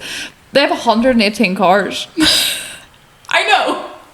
They told me this the other day on Instagram, and I was like, shut up, you're lying. And they were like, no, they have like a full scrapyard. They're brilliant. They're very similar to what I'm at as well. Like, they're taking roof skins off like the 190. I'm doing that at the minute as well, and they just do shit. They just I can't don't think figure that's it a out. job I'd want to do. A roof skin. It's a lot easier than Really? said than done. Yeah, it's just tedious. I can't do tedious. I take can't, I have turns. no That's patience. I key. can do tedious. You can't do. You're like if Conor actually was to learn, Conor would be incredible at doing engine looms. Oh, really? If Conor was to sit down and actually learn engine looms, like for actually making them, Conor I think could make you an incredible engine loom, but Conor just doesn't want to learn that kind of stuff. Conor doesn't care. Whereas I can. You have to care. I'm not laid back and lying down. Yeah. Whereas I can like obviously technically work it out. Like I'd be like, you need to put A to B to C to D, whatever. You should. The best way to put it is obviously you know the different plugs. Yeah. He was putting the plug together. We're going back like 3 or 4 years now, was a and Dutch he man lost or something. his fucking rag over the head of us. Oh no, And it I was just- ECU. It I was just ECU pissed master. about with it for 10 minutes. I was like, oh, there you go. He's like, who the fuck? Sorry, Yeah. I know. I do lose interest Yeah. a bit like that. But with So do I. the roof skin was handy. Like I think it's more so you're not afraid to do it. yeah, yeah. You would be afraid to do it. I'd be afraid to do any body work. I'm typically quite Serious? Aye, but I would happily do anything with an engine now. Like See, I'm opposite. I love bodywork. Love it. I would rather bodywork than an engine. I'm way a bit scared of an engine. So Well, like, I because I wouldn't- don't know. I wouldn't start like doing timing on a car that, like, you know, I You just drive. could build a wild car together. Oh, You yeah, could do the let's just do mechanics it. and you just could do the bodywork and I just Well, watch. no, I theoretically work out the mechanics. I would get Killian McQuillan to actually do the mechanical work. Because I Was it tend the to- first time you serviced the bore? You wish you would start. actually, the reason why that happened was the reason for that actually was the bore has 2 fuel pumps. It has a high pressure fuel pump and a low pressure fuel pump, which is in the tank. Yeah. And if your high pressure fuel pump's good enough and it's constantly primed, then you don't actually need the low pressure fuel pump. Yeah. Unless the car sits for ages and all the fuel runs to the back. Anyway, changed it and wouldn't bleed. And so we'd serviced the car. I serviced it on a Sunday. Rookie air. Never serviced a car on Sunday. No, because you can't get And had to anywhere. then spend the rest of the day. Were we in your car, Sean Mountain and me's running about looking for a fuel pump for a Bora? I know it wasn't my car. That No, was Sean Mountain and me's. Yeah. We were, I think, in maybe his Discovery. I know I don't have a Discovery, to be fair. Run about looking for a fuel pump. So that was that was an ordeal. Oh God, love you. Yeah, I fuck know. me, like. Serves the car didn't start. The one time I did decide to try and change, had a problem with, this is my old Bora. I had a problem with something to do with the door. So, but I was told it was the wires. But whatever I did, basically, I cut the wrong wire and all the windows went down. Oh, here, I can't even talk, to be fair. I had a fuse one in my Polo back in the day, and anyway, I was like, right, took off the cover, and obviously it displays what the fuses are. So I was like, right, I do not have an automatic gearbox. We will put that fuse to that. Lost indicators. I was like, wow, my smartness wasn't so What smart. happened? So I was like, right, so I'll put that back there, and then I'll try another one. Didn't have something else, and then at the end of it, I fucked it up that much. I just went to my brother here, and he was like, "Do you realise there's a box of fuses in some cupboard?" I was like, Since we're talking about like fuck ups, right? I was starting the 190 first time after it started for like 3 months. It wasn't like going. Changed the turbo. What else did I do? Manifolds, and converted it to a manual at this stage. And I was like, right, first start. Let's see how it goes. Right, started it. The thing just went up the rest. Started running away. I was like, oh my God. Wouldn't know anything about that. yeah. Like first start, everyone was like, "Why are you running?" I'm like, "Fuck!" And I turned the key. Key came out. I was like, "Key's here. Key's here." Sweet. I have an Oh my identical God. story. I have an identical Are you story. like fucking twins from? Oh my God. My story's identical to that. I had to start the engine. I was like, "Oh my God!" I had to like put You had to do. So what I had to do was I had the fuel tank out of the back of the car. I had to pull the fuel tank out, or a fuel pump out of the fuel tank. Is that what you did? We covered the Petrol's different, but that's because petrol Yeah. it wouldn't. You basically shut off the air. Yeah, that's shut how off the that's air. how you stall old cars and tractors. Yeah. Is basically that's what that is. It's a shut off valve. Well, we tried that, and When you do diesel runoff, like we had it with a tractor here or a telehandler recently. There, it started running on me, and it was the same thing. Get the rag. so scary. Terrifying. Oh my God! Terrifying. I So have it on YouTube. I had it all filmed. So How I'll did be able to show how did you block it without damaging the turbo? We had. A pile of wood. Yeah, because I know them engines are prone to run away anyway. Especially I was like, fuck knows how this is gonna go. So we had it all sorted, but thank God. Why did it run away though? Funny now, do you want to know what it was? The carpet got stuck in the accelerator because I had the carpets all pulled out. Oh, so it didn't actually It didn't run away. actually You run were just away. full up on. It just fell open, but it ran away before on me as well. So, but I say run away. It didn't run away. It just wouldn't shut off. The So, but that time because it was the carpet was stuck. Do you know why mine didn't shut off? Why? Because I had the ignition wired into a permanent life. So as soon as I turned the key and turned it on, it wouldn't turn off. So I was literally standing, and I was like, done the same, started up, but petrol obviously different. It was an air leak at the inlet manifold, quite a big one. I hadn't connected the throttle, the idle control valve. Yeah. So this massive hole just drawing all this air in, shit. and I'd forgot all about it, and it just revved to the moon first start up, and we were like, That's so scary. literally, and it, like I remember, I like, ran away. You ran away. and I had like the screamer pipe pointing out like the roof, Yeah. and it was like pluming black smoke clean out through Yeah. itself, or blue smoke out, and I was like, oh my God. God, and the car was revving the head of itself, and I was like, and then I remember running around turning off to turn off the key and just pull the key out. I was like, Terrifying. and it was like, oh, and then ended up just running around the back of the car, and as I said, the fuel tank was lying on the ground, just went. Yeah. Oh my God, it's terrifying. It Yeah. really is. And Yeah.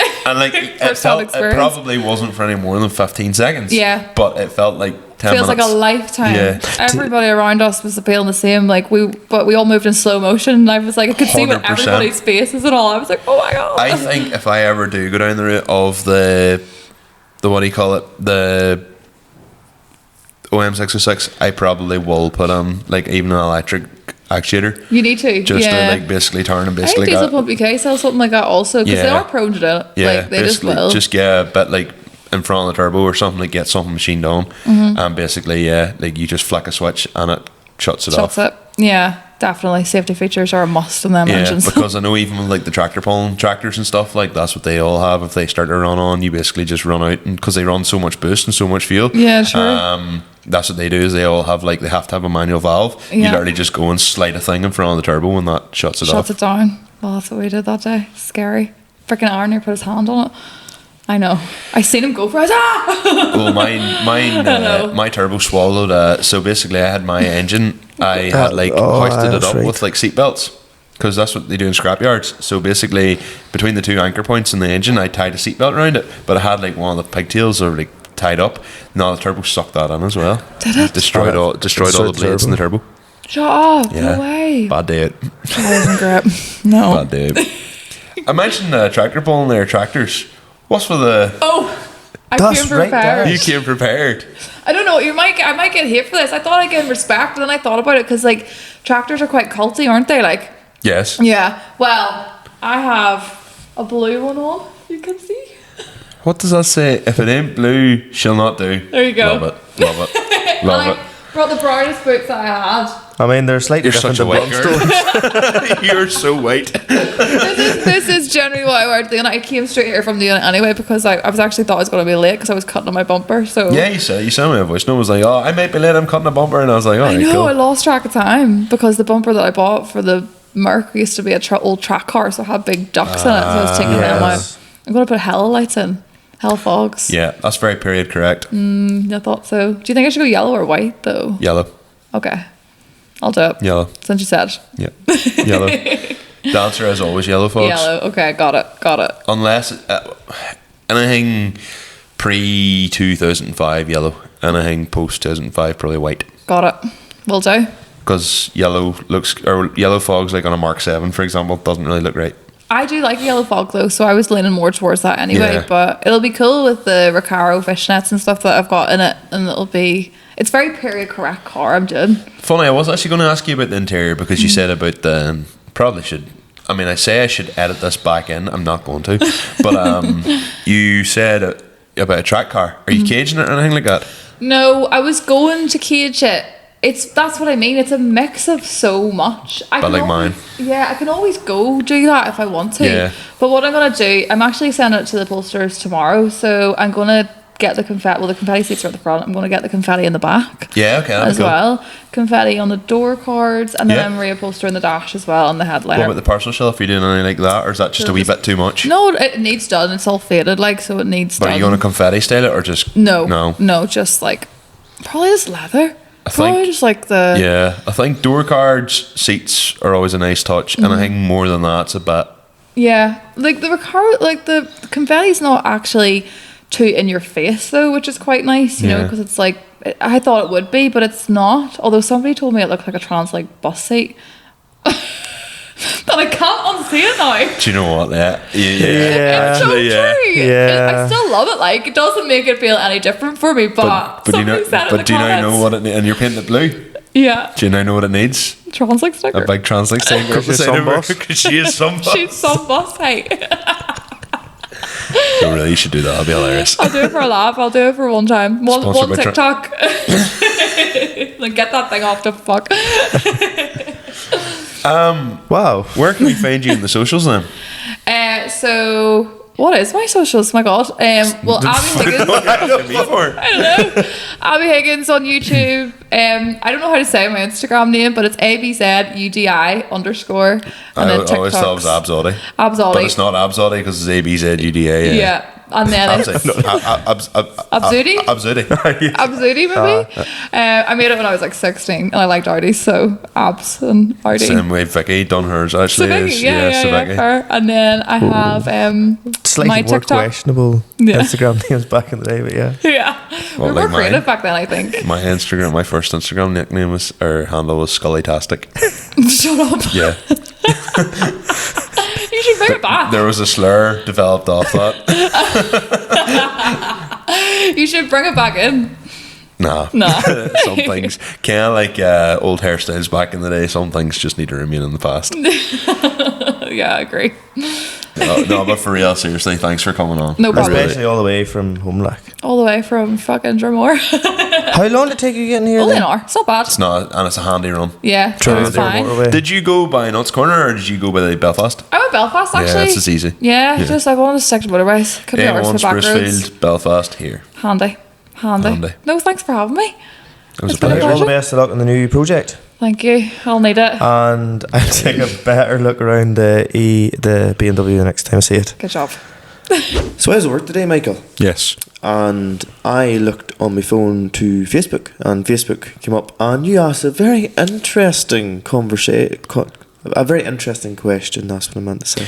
He's referring to a question in the Facebook community group. So Limit Slip Differences community group. If you're not in it. If you're not in it, we have a community group. That's 3 times now, Michael. We're normally... You can ask for advice and stuff car related and tractor related, but normally it's just a slabbering match, which I enjoy. Yes, Normally it's at my expense, right enough. but every pod you normally ask a question. Then now. the first couple of pods, the last few pods I've started asking stupid questions.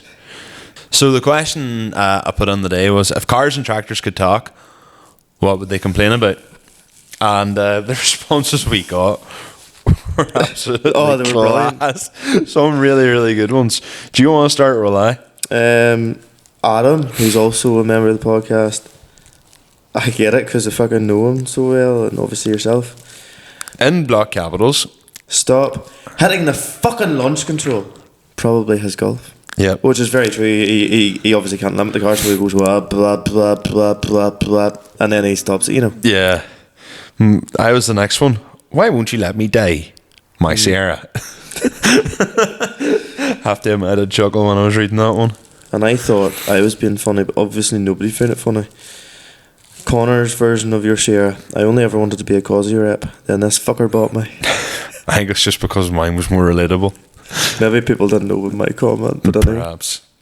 Adam Doyle, when are you coming back? The Ferrari I promised I'd come back and buy in 2009. I'm going to appreciate that now by laugh reacting at I it. was some laughing at that one. I thought it was very funny. Dylan Jackson, when are we coming out of the shed again? Every tractor in the yard.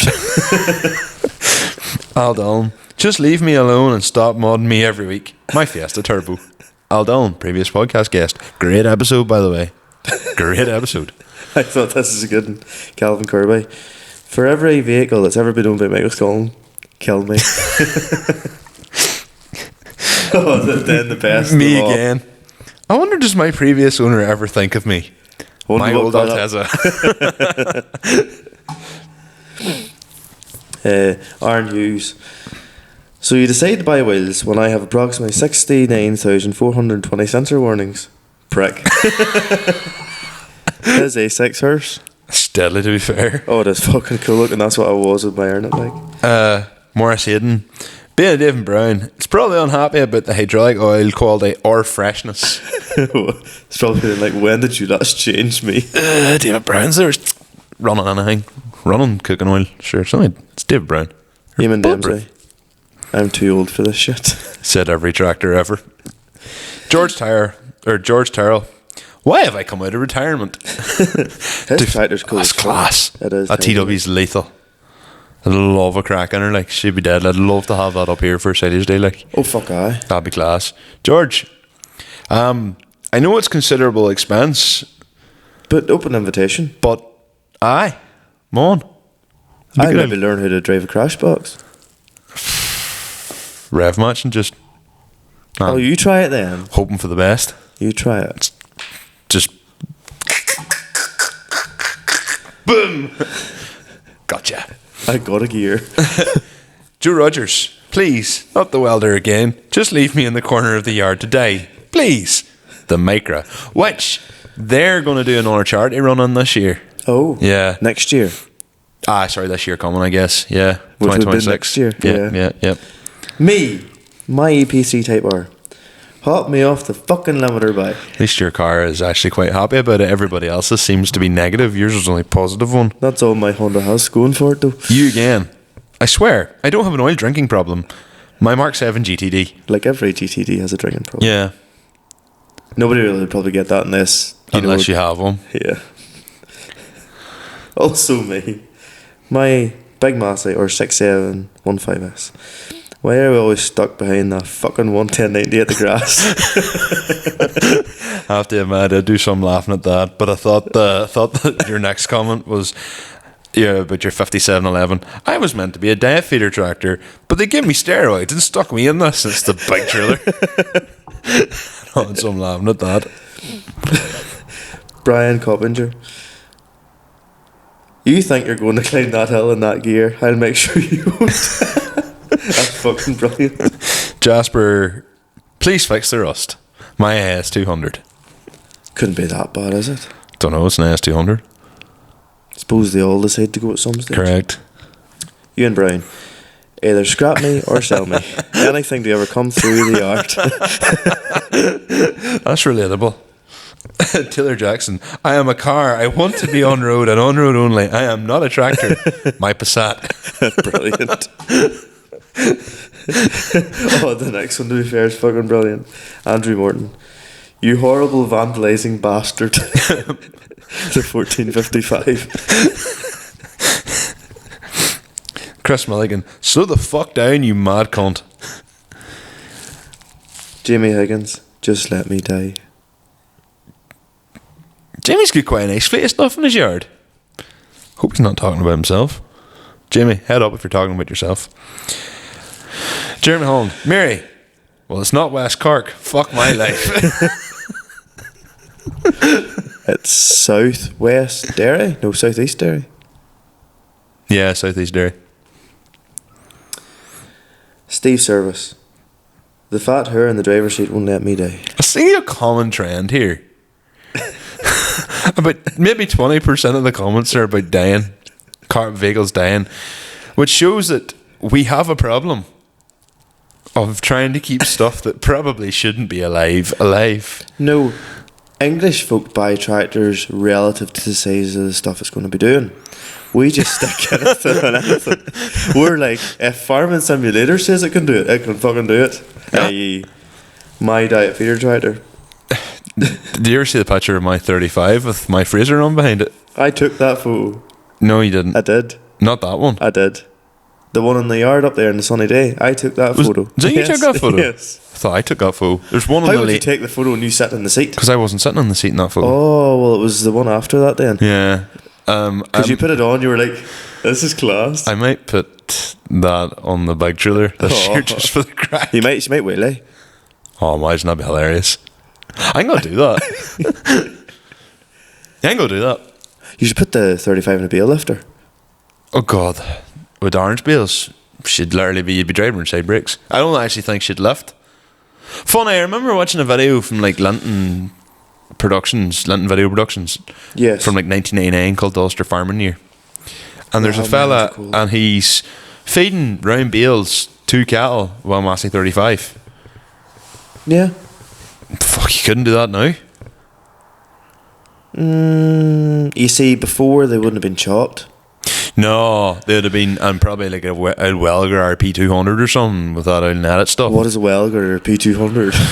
Just an old school baler with what was even before the proper net? I'm asking what that is. Never mind, but you're going to ask me now. Whatever. Well, it's basically as you say, the bales would have been chopped, so they'd be far less dense.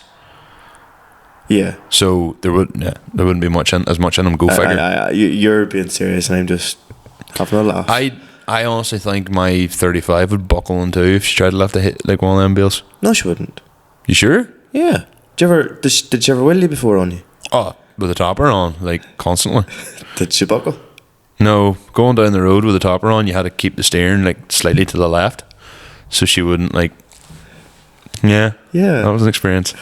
Yeah, I say going from the 35 to the 110 was a massive leap for Michael Caine. It's kind of frustrating because if the 35 was just a little bit bigger, I wouldn't even care about having like another tractor about me. So if you had a 185, yeah, even a 165, I think, to be honest, would be suffice, because you could do like. Because I know a friend of mine, Cormac Mallon, they have a 135, but they went from a 135 to a 5.6.10. Ford? No, Massey slope nose. Oh, okay. Oh, yeah. That was like going from the horse and cart. That's basically going from 35 to 110/90, kinda. No, the Massey be far smaller. newer. Oh, yeah. But And more amenities and a loader and all that crap. but in terms of size, like the thing is, a lot of the stuff I have now has all been So like sized. going from your Mat Bro to a 419S. Yeah, a lot. See, everything I have now, like I have a bigger topper now, I have a bigger manure sower now. 1300 tanker, you could pull that with an 80 horsepower tractor if you want it, which I would. Is the 3580 horsepower? No, 35 is 35? 35, I think. It's only a wee 3-cylinder. This is the thing. It's too wee to mix slurry with. Yeah. I still have the link box, to be fair, which is handy, and it can, can go on a scraper or whatever. But then I don't have it. I don't really need to scrape, and plus, the Mat Bro does the 35 in a way has kind of nearly been left irrelevant. Yeah. Like, since I got the bigger, it used to come out just for the power washer and for the sower, and now I have the bigger sower. It doesn't come out for hardly anything. Power washer, but like you'd never get rid of it. It's worth its weight in gold for the days you do have it. Like, But that's not something to ever sell. oh god, no. But yeah, the 35's clinker wee tractor, but some point maybe in 2027, so not next year, the year after, I'll probably go looking for a wee smaller second tractor for the one time a year I need it. Hard to hide the money there, boy. See, I'm so different. We What's were mad is the cattle you bought would nearly buy an 8340. yeah, but I'll reinvest that all directly back into cattle. I know it's mad. But it is, yeah. But it's like the stuff I think about, like if I like stuff like we do, like even the amount of concrete that's been done this year, probably would have bought a tractor. But what's the point in having a nice shiny machine in a yard and the yard looking like fuck all squared? Well, that's what I always thought, like, to be fair, yeah. We have a lot of stuff to get finished off, a bit more fencing to get done, another lane widened, and another bit of stuff, bit more gates to do. I have an obsession with gates. I don't think you can have enough gates personally, because it's so handy when you're on your own. Gates here, gates there, gates everywhere. Fucking great job. You'll be dreaming about gates. Honestly, I think I do. But Heavenly gates. well, hope not, because I'd rather be alive. But That's not fair. if I'm if I die back, I'll kill me. Fuck. Be a bit hard. But like you see, like you're sitting there going, oh, I could have this, but then you're also like, yeah, but I'd prefer. I know where you'll be at next Friday all the same. I don't even know where I'll be next Friday. Oh, you know exactly where you'll be next Friday. Where will I be next Friday? Derry. Oh, Halloween. Oh, we'll be. You're right. Yeah, Yeah. I will be. Yeah, you will be in absolutely, Derry I will next be. But we'll be at Moira tomorrow. So by the time you're finished listening to this, Moira will have been. Moira will have been on. So we'll talk about that in the pod after. But anything to finish off, Conor? Guys, if you've made it this far, Thank you. fair fuck to yous. We say this every pod, but we actually do mean it. Yeah. I hope I haven't bored the balls of yourselves or the, female genitalia of yourself. No, I'll do that again. So, if you made it this here far, thank you very much for listening. If you want to follow Michael's adventures in social media, you can find him at Michael Scullin _ on everything, bar Snapchat, which is Scullin. If you want to look at my previous posts, it's at Conor.magoo. I love the new followers. I will someday post again. It's just a wee treat whenever I do, I suppose. Mm-hmm. But if you want to see Michael's other posts, follow at Limitless Differences on everything. Yep, absolutely everything. Spotify, YouTube, Facebook, Instagram, TikTok, same across the board. And yeah, so until next time, be good, be safe, and don't tear up the ground when you're on the pull. Don't know why I finished with that, but we're running away. Best luck. Wow. What was that?